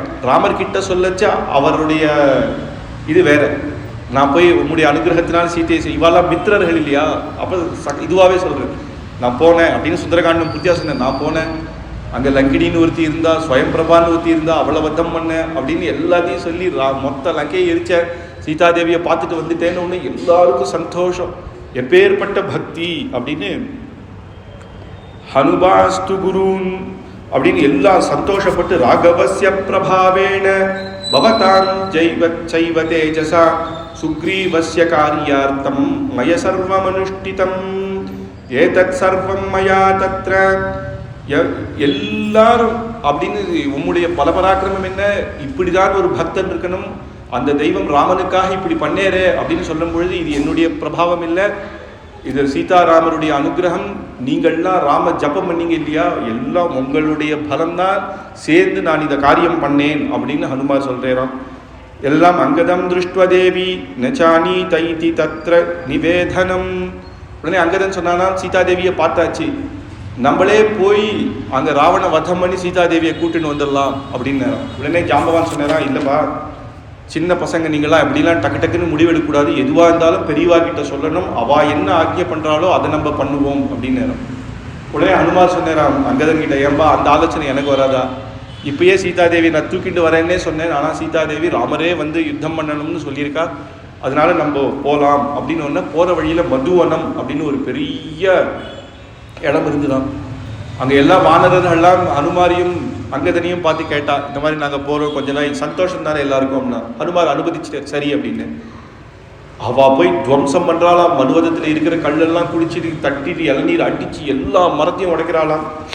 ததிமுகன்னு ஒருத்தன், அவனுடைய இடம் அது. அவன் வந்து எதுவும் பண்ணாதீங்கடா, ஏன்டா இவ்வளோ இது பண்ணுறீங்கன்னு கத்துறேன். ஆனால் அவ அதில் ஒருத்தன் எவனோ ஒருத்தன் பின்பாகத்தை காமிச்சிட்டான். அவனுக்கு ஒரே கவலையாயிடுது. சரி சுக்ரீவ ராஜாவோட இவன் மித்திரன் தான், சரி நான் போய் அவரை பார்த்து பேசுகிறேன், இவா அடங்க மாட்டா அப்படின்னு நேர சுக்ரீவன் கிட்ட போறான். சுக்ரீவன் கிட்ட போய் ஏதோ பேசினேன். உடனே ராமர் கேட்டார், யாருப்பா அவன், அவன் குறுக்குறுங்கிறான், நீ குறுக்குறுங்கிற, அவன் என்ன சொன்னான், நீ என்ன சொன்ன அப்படின்னாரான். உடனே சொன்னேன், எல்லா வானரர்களும் வந்துட்டாலாம், மதுவனத்தில் துவம்சம் பண்றா அப்படின்னு சொல்லி, திருஷ்டுவா தேவி நசந்தேகா, இந்த வானரர்கள் சந்தோஷமா இருக்கான்னா அதுல சீதாதேவியை பார்த்துட்டான்னு அர்த்தம், இல்ல அவ இப்படி இருக்க மாட்டா, அதனால நசந்தேகா. ஆனா ஒன்று சொல்ற சுவாமி, இவன் எல்லாம் சந்தோஷமா இருக்கானே, உண்மையா பார்த்தது ஹனுமாராத்தான் இருக்கோ அப்படின்னு சுக்ரீவன் சொன்னாலும். அப்படி சொல்லிகிட்டே இருக்கச்சே அத்தனை வானரர்களும் ஜெயகோஷம் போட்டு ஜெயத்ததி பலோ ராமஹான்னு அப்படி வர, ஹனுமார் வர எல்லாருக்கும் சந்தோஷம். அந்த ராமர்கிட்ட வந்து அப்படியே ராமர் பார்த்த உடனே ராமர் சேவிச்சாராம். உடனே அந்த சொல்றார், அங்கே வரும்போதே திருஷ்டுவாதேவி அப்படின்னு கம்பராமாயணத்திலையும் கண்டேன் சீத்தையை நான் கூட ராமருக்கு ஒரு க்ஷணம் சீத்தையே என்ன அப்படின்றது தெரியாது இல்லையா, அதனால கண்டேன் சீத்தையை அப்படின்னு சொல்லி வால்மீகி மகர்ஷி அப்படியே போட திருஷ்டுவாதேவி அப்படின்னு அவர் சொல்லிட்டு வர சந்தோஷம். ராமன் பார்க்கிறேன், எத்தனை எத்தனை மரத்தை எத்தனை தேவர்களை நான் கேட்டிருக்கேன், சீத்தையை கண்டையான்னு நான் கேட்டு கதற, இந்த வார்த்தை யார் சொல்லுவான்னு இப்போ ஹனுமார் வந்து சொன்னேரே அப்படின்னு சந்தோஷப்படுறேன். ராமரை சேவிக்கிறேன், சீதாதேவி எப்படி இருக்கா அப்படின்னு கேட்குறேன். சீதாதேவி எப்படி இருக்கான்னா உடனே இந்த இடத்துல ஒரு பெரிய ஸ்லோகம் இருக்கணும் இல்லையா, ஏன்னா எழுதுகிற வால்மீகியோ மகா இது, அவர் தான், இதுதான் ஆதி காவியம். இப்போ சொல்ல போகிற ஹனுமாரோ நேற்று ஏற்கனவே பார்த்தோம் எப்பேற்பட்ட கவிதா சாமர்த்தியம் உள்ளவர். அது இல்லாமல் மகா சம்ஸ்கிருதத்தில் அப்படியே ஏற்பட்டவர். நான் ரிக்வேத வினீதஸ்ய நான் யஜுர்வேத தான் சொன்னேராம். நேர ராமர் பக்கம் திருவடியை காமிச்சு சீதாதேவி இருக்கிற தட்சிண திசையாக பார்த்து லங்கை திசையாக பார்த்து ஒரு சேவிச்சாராம். எழுது கைகூப்பி இதான் என்னால் சொல்ல முடியும், தாயார் அப்படி இருக்கா அப்படின்றதுக்கு ஸ்லோகமே இல்லை, அப்படி போய் சேவிச்சார். அப்பேற்பட்ட மகிமை சீதை இது அப்படின்னு ஒன்று ராமர் ரொம்ப சந்தோஷப்படுறார். அந்த சீதாதேவியினுடைய சூடாமணியை கையில் அப்படியே எடுத்து காட்ட ராமர் எடுத்து சந்தோஷப்பட்டு கண்ணில் ஊத்திண்டு சீதாதேவி கிடைச்சா மாதிரி ராமரும் பார்க்குறார். உடனே மேற்கொண்டு அந்த சீதாதேவி சொன்ன காக்காசுர விற்த்தாந்தங்கள்லாம் ராமருக்கு மட்டும் ரகசியமாக சொல்கிறேன். உடனே ரொம்ப சந்தோஷப்பட்டு ஈதந்து மமதீனஸ்ய மனோபூய பிரகர்ஷதி யதிஹாஸ்ய பிரியா யுத்யு நகுர்மி சதிருசம் பிரியம். நான் இப்படி தீனனா ஆயிட்டேனே, ஒன்றுமே இல்லாதவனா ஆயிட்டேனே, நகுர்மி சதிருசம் பிரியம். நாம் ஒரு ராஜ்யசபையில் இருந்து யாராவது ஒருத்தன் நல்ல செய்தியை சொன்னால் இந்த ரத்ன மாலைன்னு எடுத்து அவள் போடுவான். ஆனால் இப்போ நான் இப்படி காட்டில் இப்படி இருக்கேன், அதுவும் எப்பேற்பட்ட செய்தியை சொன்னேன், உனக்கு நான் என்ன பண்ண முடியும்? அதனாலேயே ஒருவேளை ராஜ்யத்தை நான் முதல்ல லக்ஷ்மணன் சொன்ன மாதிரி எடுத்துட்டு இருக்கணுமோ, இருந்தால் நான் ராஜ்யத்தையே கொடுத்துருப்பேன். ஆனால் அப்படியே ஏற்பட்ட ராஜ்யமும் கொடுத்தா இந்த கைங்கரியத்துக்கு அது ஈடாகாது. எப்பேற்பட்ட சீதாதேவியை காணும்னு நினைச்சதே உடனே கிடைச்சாங்க. அதுக்கு மேலே வைகுண்டமே கொடுத்தாலும் நான் கொடுத்தேன்னு சொல்ல முடியாது, அவளுக்கு அதில் சந்தோஷம் இருக்கணுமே. அவருக்கு ராமர் இங்கே இருக்கிறவர் இங்கே இருந்தாலே போதும். அதனால நான் என்ன கொடுத்தாலும் ஈடாகாது. நகுர்மி சதுர்சம் பிரியம். அந்த ஹெல்ப் எப்படி இருக்கணும், நம்ம ரிட்டர்ன் பண்ணுறதுன்னா அதுக்கு சமமாக இருக்கணும். அவர் என்ன உயிருக்கு கொடுத்து காப்பாற்றினவர்கிட்ட 10 ரூபாய் கொடுத்து நான் பண்ணிட்டேன், அவர் பண்ணதுக்கு நான் பண்ணிட்டேன்னா எப்படி இருக்கணும், அதுக்கு தகுந்தது பண்ணணும். அப்போ நான் பண்ண முடியல, நான் இப்படியே ருணமானாயிட்டேனே அப்படிங்கிறது. ஆனால் லக்ஷ்மணர் சொல்கிறார், ஏன்னா சந்தோஷப்படுற இடத்துல இப்படியே நீ மனசு கலங்குறன்னு. இல்லைப்பா, அந்த ஹனுமாருக்கு ஒன்றும் கொடுக்க முடியலையே அப்படின்னு ராமர் கஷ்டப்படுறார். இதே தான் தர்மராஜா, கிருஷ்ணன் 18 நாள் யுத்தம் பண்ணி அவளை தர்ம பரிபாலனம் பண்ணி தர்மராஜாவை பட்டாபிஷேகம் பண்ணி நேர கிளம்புறாராம். கிருஷ்ணனுக்கு தர்மராஜா பீமன் பெரியவர், அதனால கிருஷ்ணன் சேவிச்சாராம். அந்த ஸ்லோகத்தில் அப்படியே வரும். அர்ஜுனனும் கிருஷ்ணனும் சம வயசு, அதனால கட்டி பிடிச்சிருந்தாலும். அதுக்கப்புறம் மற்ற தம்பி நகுல சகாதேவர்கள் கிருஷ்ணரை சேவிச்சாலாம். உடனே தேர்ல ஏறும்போது தர்மராஜர் சொன்னாராம் இதே வார்த்தை, நான் குர்மி சதுர்சம், நான் உனக்கு எதுவுமே பண்ண முடியாதேப்பா, எப்படியோ நாங்கள் கஷ்டப்பட்டு காட்டில் இருந்த எங்களை இந்த ராஜ்யத்தில் திருப்பி உட்கார வச்சியே அப்படின்னு சொல்றேன். அப்போ நான் உனக்கு என்ன பதில் பண்ண முடியும்? நீ பண்ண பதிலுக்கு நான் என்ன பண்ண முடியும்? ஆனா நான் உனக்கு ஒரு ஆசீர்வாதம் பண்றேன், பெரியவர் தான் அவர், என்கிட்ட உதவி வாங்குற நாள் உனக்கு வரவே கூடாது அப்படின்னாரு. அப்படின்னா என்னன்னா, திருப்பியும் உனக்கு ஒரு கஷ்டம் வந்து நான் காப்பா, அந்த கஷ்டமே உனக்கு வரக்கூடாது அப்படின்னாரு. அந்த மாதிரி இருக்கணும். அப்படி ராமர் சந்தோஷப்படைச்ச ஹனுமார் சொன்னேன், சுவாமி உமக்கு நிறைய பக்தர்கள், உமக்கு இந்த கைங்கரியம் பண்ண கோட்டி வானரர்கள் இருக்கா, ஆனா எங்களுக்கு சுவாமி நீர் ஒருத்தர் தானே. அம்மாவுக்கு 5 குழந்தை இருக்கலாம், ஆனா அந்த குழந்தைகளுக்கு ஒரே அம்மா தானே, அதனால எங்களுக்கு பாக்கியமே தவிர நீர் வந்து இப்படி சொல்லக்கூடாது அப்படின்னாராம். உடனே ஹனுமார, ஏஷ சர்வபூதோஸ்து பரிஷ்வங்கோ ஹனுமதஹ மயா காலமிமம் பிராப்ய தத்தஸ்தாஸ்து மகாத்மனா. உடனே அந்த ஹனுமாரை கட்டி பிடிச்சி தன்னையே குடித்தாராம். ஏஷ சர்வபூதோஸ்து, சர்வம் அப்படின்னா என் இக்ஷ்வாகு வம்ச ராஜ்யம் உள்பட பரத சத்ருக்னாதி உள்பட சீதாதேவியோட அனைத்தும் உனக்கு அடக்கம், அது மட்டும் இல்லை வைகுண்டலோக பரியந்தம் உமக்கு அடக்கம் அப்படின்னு ஹனுமாரை கட்டி பிடிச்சாராம். ஆலிங்கனம் அப்படின்றது ரொம்ப கஷ்டம். ராமாவதாரத்தில் எங்கேயும் அவ்வளோ சீக்கிரம் பார்த்துட முடியாது, ரொம்ப ரேர். கிருஷ்ணாவதாரத்தில் எல்லாரையும் கட்டி பிடிப்பார், அது வேறு. உடனே கட்டி பிடிக்கச்சு எப்படி பிடிக்கணும் அப்படின்னா, நம்ம இப்படி கட்டி பிடிக்கிறோம் இல்லையா, நம்ம கை மேலே இருக்கணும். ஆனால் இவர் சொல்கிறேன், நான் உனக்கு அடக்கம் அப்படிங்கும் பொழுது அவருடைய 2 கைக்குள்ள வச்சு ஹனுமார்க்குள்ள அடங்கி கட்டி பிடிக்கிறாராம். அதனால சொல்றேன், இனிமேது நமக்கு ராமபக்தி கொஞ்சம் இருக்கணுமா இருந்தா ஹனுமார் கொஞ்சம் திறந்து விட்டாதான் உண்டு. அதனால ஹனுமார் சேவிச்சாதான் ராமபக்தி நமக்கு வருமே தவிர ஹனுமார் மொத்தம் ராமர் மொத்தம் ஹனுமாருக்கு அடக்கம் அப்படின்னு. உடனே ஹனுமார் சுக்ரீவனை பார்த்து சொல்றேன், அம்மா ஒரு மாசம் கிளம்பச்ச சொல்றா, 2 மாசம் உயிர் பிச்சை ராவணன் கொடுத்துருக்கான், ஆனா 1 மாசம் தான் நான் காத்துட்டு இருப்பேன் அப்படின்னு ஹனுமார் கிட்ட சொல்லியிருக்கேன். ராமர் சொன்னேர், விஷயம் தெரிஞ்ச உடனே ஒரு க்ஷணம் கூட நான் காத்துட்டு இருக்க மாட்டேன், இப்பயே கிளம்பலாம் அப்படின்றான். உடனே அங்கேயே எல்லா வானரர்களும் நட்சத்திரம் போல அந்த மாதிரி அத்தனை வானரர்களும் ஜெயத்யதி பலோராமகான்னு கத்திண்டு, ஏற்கனவே வானரர்கள் குதூகலமா இருப்பா, யுத்தம்னு தெரிஞ்சிடுச்சுன்னா இன்னும் எப்படி இருப்பா.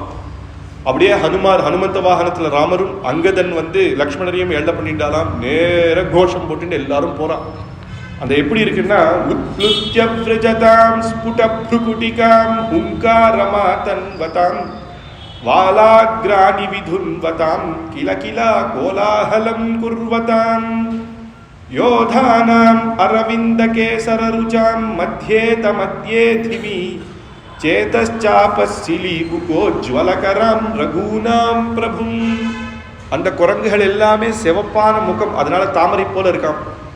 உடம்பு வந்து இலை போல இருக்காம், பச்சையா இருக்காம். அந்த வால் வந்து தாமரை தண்டு போல இருக்காம். அப்படி தாமரை காடுல நடுவுல சூரிய சந்திரர்கள் போல ராமலக்ஷ்மணர் அவளை ஏழை பண்ணிட்டு வரா. தாமரை காடு நடுவுல சூரியனும் சந்திரனும் இருக்கா மாதிரி எல்லாம் முன்னாடி போறவாள்லாம் ஒரே ஆசை, ராமனை பார்க்கணும். நம்ம எல்லாம் உற்சவத்துல சேவிக்கலாம், அப்படி நம்ம முன்னாடி போயிட்டு இருப்போம். ஆனா நம்ம பின்னாடி திரும்பி திரும்பி அந்த பெருமாளை சேவிச்சுட்டே இருப்போம். பின்னாடி இருக்க போடா அப்படி தட்டுவோம், அந்த இந்த குரங்கு குர் அப்படின்றதான். அதனால கிலா கோலால் உடனே கிரி அப்படின்றாலாம், ஒருத்தன் குதிக்கிறானா, டே அப்படி பார்த்துட்டு போடா இப்படி பார்த்துட்டு போ அப்படின்னு எல்லாம் சந்தோஷமா வந்து நேர சமுத்திரம் இருந்த இடத்துக்கு வந்துட்டான்.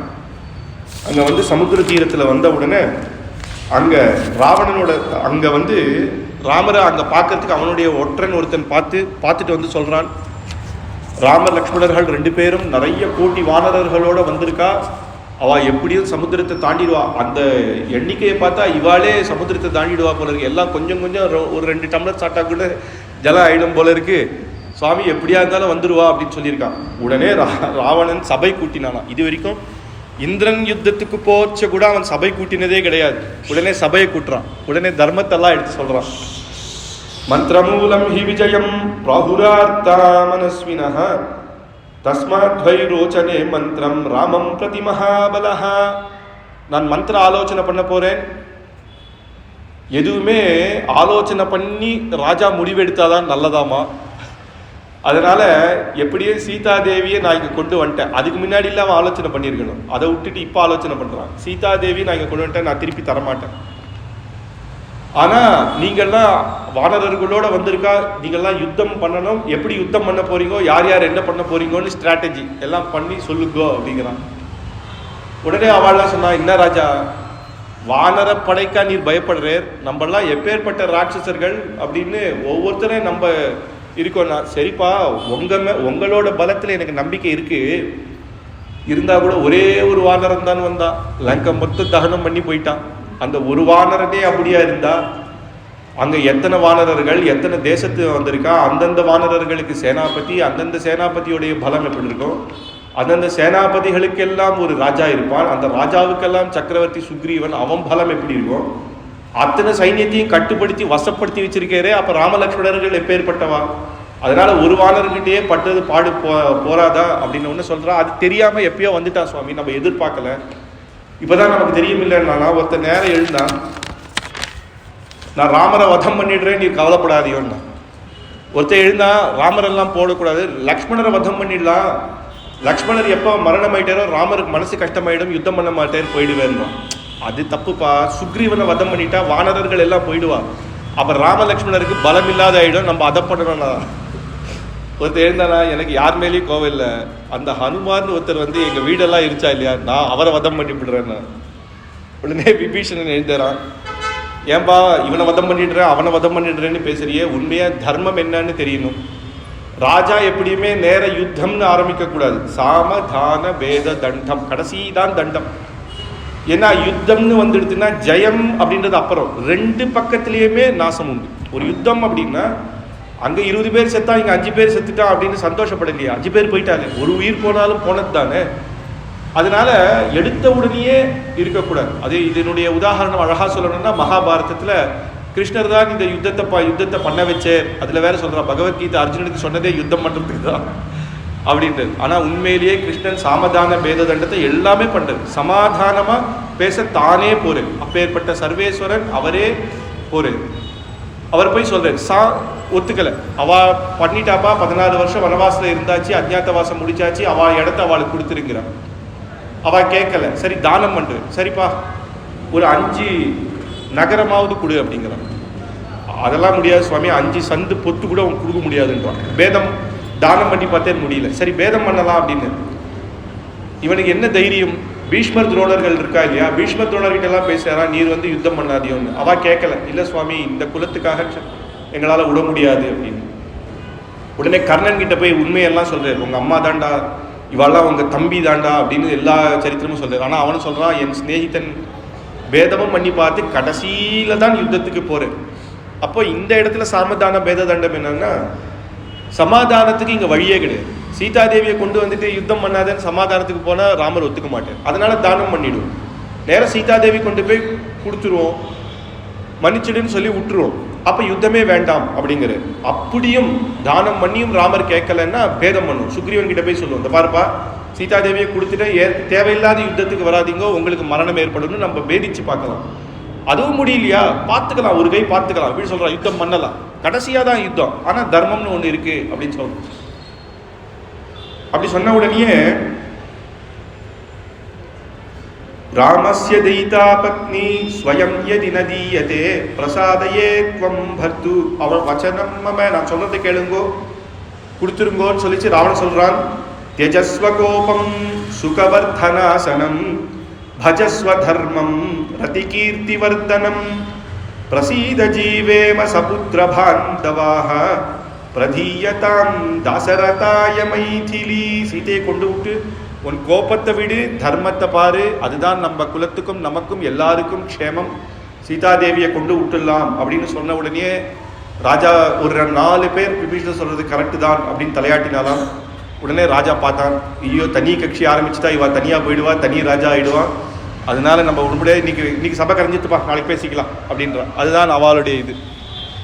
உடனே ராத்திரி எல்லாம் விபீஷணன் கண்ணில் ஜலம் வருதான், ஒரே சோகமா இருக்கார். ஏன் அண்ணா நான் சொல்றதை கேட்க மாட்டேங்கிறேன் அப்படின்னு. அங்க ராவணனும் பயப்படுறான் ராத்திரி, ஏன்னா அவனுக்கும் துர்சொப்னங்கள்லாம் இருக்கு. உடனே சொல்றான், சபையில ராஜான்ற மரியாதையில பேசுறோம், அவரை நேர பார்த்து ஆத்துக்கு போய் அண்ணான்ற மரியாதையில ஒரு 4-5 வார்த்தை சொல்லலாம் அப்படின்னு நேர கிளம்புறேன். மறுநாள் காத்தாலும் சொல்றேன், பீமகர்மனஹா அப்படின்னு வால்மீகி. அப்பேற்பட்ட கம்பீரமான விஷயத்தெல்லாம் பண்ணக்கூடியவனாம் விபீஷணன் அப்படின்ட்டு. ஏன் அப்படின்னா என்ன சகாசம் பண்றான் விபீஷணன் அப்படின்னா, ராவணன் கிட்ட போய் நல்லதை எடுத்து சொல்றான். மாரீச்சன் அப்படிதான் சொன்னான், மாரீச்சனை அடிச்சு கொலை பண்ணிடுவேன். அதை தெரிஞ்சே விபீஷணன் பாரு இப்பேற்பட்ட இந்த இதுக்கு போறான் அப்படின்னு. நேர ராவணன் வந்தான், அண்ணா அப்படின்னு சேவிச்சேன். அண்ணா நான் உங்ககிட்ட தனியா பேசணும் அப்படின்னு விபீஷணன் சொல்லச்ச, என்னப்பா விபீஷணா என்ன சொல்லு அப்படின்னு. நான் சொல்றது கேளு, உன் கூட இருக்கிறவா எல்லாம் உனக்கு ஜால்ரா அடிக்கிறான், நான் இதை பண்ணிடுவேன் அது பண்ணிடுவேன், உன் சந்தோஷத்துக்காக சொல்றாளே தவிர உனக்கு நல்லதுக்காக சொல்லல. ஆனா எனக்கு உன் மேல நிச்சயமாவே பிரியமுண்டு அண்ணா. உன்னுடைய தேஜஸ் குறைஞ்சிடுதுன்றது உனக்கே புரியல. நீ எப்பேற்பட்ட வீரன், இந்திரனையே ஜெயிச்சவன், சீதாதேவிய ராமலக்ஷ்மணர்கள் இல்லாத போது போய் பயந்து தூக்கிட்டு வந்து அப்பவே தெரிய வேண்டாமா? அதனால உன்னுடைய தபோபலெல்லாம் குறைஞ்சிட்டு இருக்கு. சந்தோஷமா நிறைய தபசு பண்ண, அதனுடைய பலத்தை அனுபவிச்சுட்ட. இப்ப எத்தனை பாப்பம் பண்ணியோ அதனுடைய பலனை அனுபவிக்கணுமே. அந்த காலம் வந்துடுத்து, நான் சொல்றத கேளு வானாம் அப்படின்னு 14,000 ராட்சச வதம் பண்ணச்சியே நீ அவனுடைய இதையும் தெரிய வேண்டாமா? அது இல்லாம அண்ணா உன் ஜாத்தகத்தெல்லாம் பார்த்தேன், எதுவுமே சரியில்லை. யக்ஞசாலையில அக்னி வந்து அப்பிரதட்சணமா சுத்துறார், எதுவுமே சூச்சகமாக இல்லை. ராஜ கலசத்துல கழுகுகள்லாம் வந்து உட்கார்றது, மாட்டுல பால் வர இடத்துல ரத்தம் வருது, இதெல்லாம் துர்சொப்னங்கள்லாம் வருது. இதெல்லாம் பார்த்தா ஒரே துர்சொப்னம் வந்து ராஜஹானி வருமோன்னு ஏற்படுறது. அதனால நான் சொல்றதை கேளு, சீதாதேவி கொண்டு கொடுத்துருந்தா. இங்க சொல்றானா, சரிடா சரிப்பா விபீஷணா நீ எதுக்கு நீ பயப்படாத, நான் இருக்கேன்ல, நாளைக்கு சபையில பேசிக்கலாம் அப்படின்னா. உடனே இன்னைக்கு சபை ஆச்சரியமான சபை, ஏன்னா கும்பகர்ணன் வந்திருக்கான். கும்பகர்ணன் சபைன்னா வேற சபையா? ஏன்னா சாதாரண சபையில கும்பகர்ணனால உள்ளே வர முடியாது. கும்பகர்ணனுக்கு வந்தா அன்னைக்கு மட்டும் வேற சபை, அது பெரிய சபை. அந்த சபையில ராவணன் உட்கார்ந்துருக்கான், கும்பகர்ணன் உட்கார்ந்துருக்கான். நேற்று எல்லாரும் கத்தினா இல்லையா, ராமரை வதம் பண்ணிடுவேன், லக்ஷ்மணனை வதம் பண்ணிடுவேன்னு. இன்னைக்கு எல்லாம் பயமா இருக்கான். ஏன்னா கும்பகர்ணன் என்ன சொல்ல போறான் அப்படின்றதுக்கு அப்புறம் நம்ம சொல்லணும். இல்லைன்னா அவனுக்கு விருத்தமா ஏதாவது சொன்னா அவன் மகா கோவக்காரன் அடிச்சிருவான், பயம் எல்லாரும். உடனே கும்பகர்ணன் வந்த உடனே இன்னைக்கு ராவணன் அழகா பேசுறான். சரி திருப்பி விபீஷணன் ஆரம்பிச்சிருவான் தர்மம்னு. இந்த பாருங்கப்பா, சீதாதேவியை நான் கொண்டு வந்தனால அவளும் ஓன்னு அழறா, ராமன் கிட்ட கொண்டு விட்டுடுங்க. ஆனா ராமன் கிட்ட நான் கொண்டு விட தயாரா இல்லை. நானும் எவ்வளவோ கெஞ்சி பார்த்துட்டேன், கேட்டு பார்த்துட்டேன், என் ஐஸ்வர்யத்தை பார்த்துட்டேன். அவ என்னுடைய சிம்மாசனத்துல ஏற மாட்டேங்கிறா.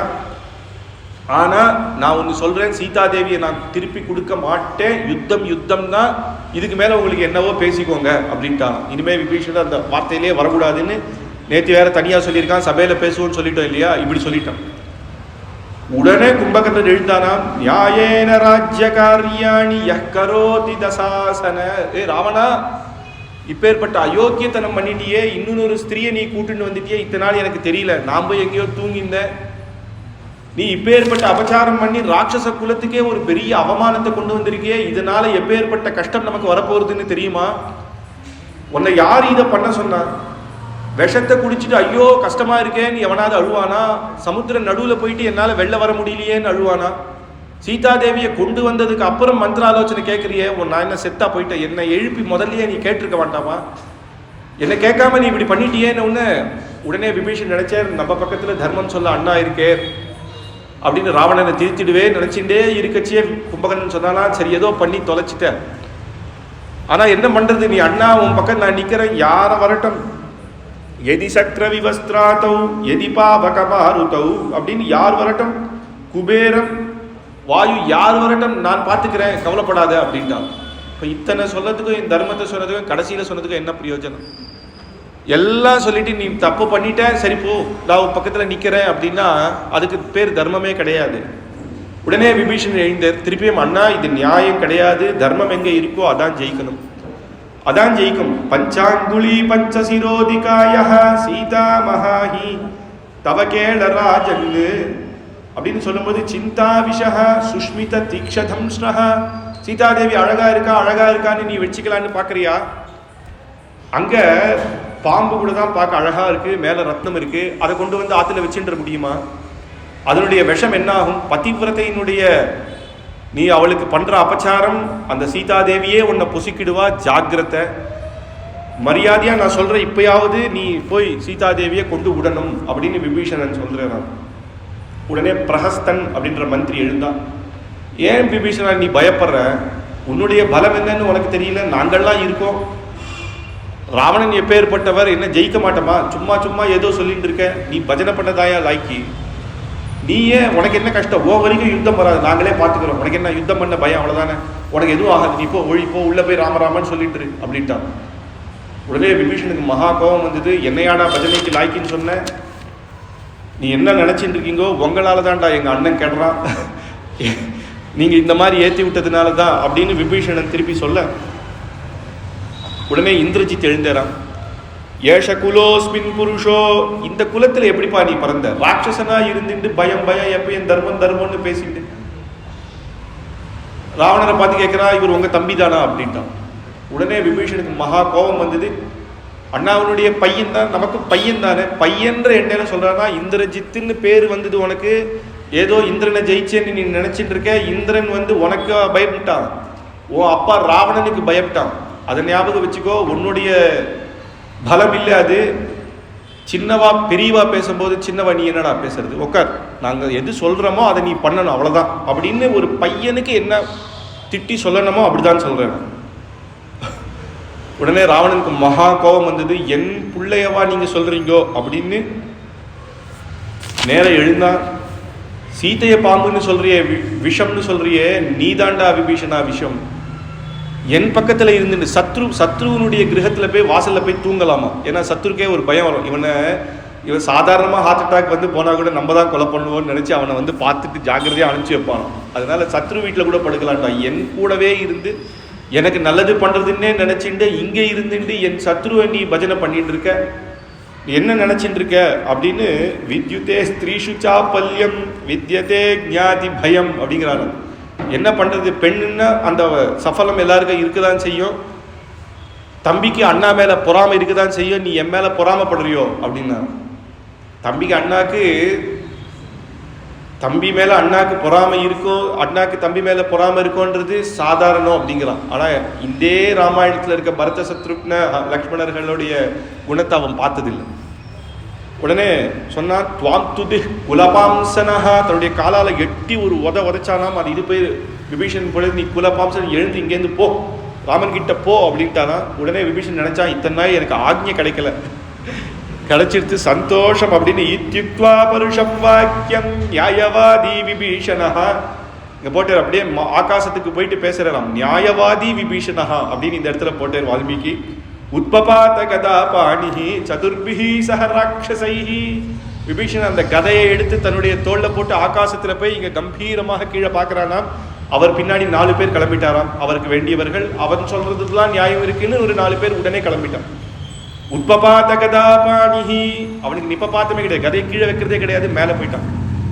இப்போ போய் ராமரிட்ட சரணாகதி பண்ண போறான். பெருமாளுக்கு போய் சேவிக்க போகும்போது புஷ்பம் பழம் தான் வாங்கிட்டு போவோம். இவன் கதை எடுத்துட்டு போறானே அப்படின்னா, பகவான் கிட்ட சரணாகதி ஆயிடுத்து, பகவானுக்கு கைங்கரியம் பண்ணணும். இப்போ பகவான் என்ன பண்ண போறார்? அடுத்தது யுத்தம் தான் பண்ண போறார். அப்ப யுத்தத்துக்கு தானே சரியா இருக்கணும். பகவான் இப்ப என்னவோ அதுக்கு தகுந்த கைங்கரியத்துக்கு நம்ம தயாரா இருக்கணும்னு உத்பபாத கதா பாணிஹி அப்படின்றது இல்லாம, நம்ம ஒரு பிராமணனா இருந்தா பூனில வச்சு சத்தியம் பண்ணுவா, நான் சத்தியம் பண்றேன் அப்படின்னு. இல்ல புஸ்தகத்தை வச்சு வேத புஸ்தகத்து மேல சத்தியமானு சொல்லுவா. இவர் என்னன்னா, நாளைக்கு ராமர் கேட்டன்னா க்ஷத்ரி ஆயுதத்து மேலதான் வச்சு சத்தியம் பண்ண முடியும். அதனால உத்பபாத கதா பாணிஹி. அது இல்லாம பகவான் பஞ்சாயுதம், அதுல கதை ஒரு ஆயுதமா இருக்கிறதுனால அப்பேற்பட்ட கதாதரன் சர்வலோக பகவான் அப்படின்னு காட்டுற மாதிரியாக உத்பபாத கதா பாணிஹி. அது மட்டும் இல்ல, கதையினுடைய அம்சமாம் விபீஷணர். ஒவ்வொரு அம்சம் பார்த்தோம்ல, சங்க சக்கரம் பரத சத்ருக்னர்கள் அப்படின்னு. கதையினுடைய அம்சம் விபீஷணர், அதனால தான் விபீஷணர் கதையுடைய அம்சம் அப்படின்னு காட்டுற மாதிரி. அது இல்லாம கதை அப்படின்னா என்னன்னா, அச்சேதனமான விஷயத்தை எப்படி இருக்குமோ அப்படி எடுக்கணும். சந்தனம் புஷ்பம்லாம் பகவானுக்கு சமர்ப்பிச்சுட்டு அதுக்குன்னு ஒரு ஆசைன்னு இருக்காது.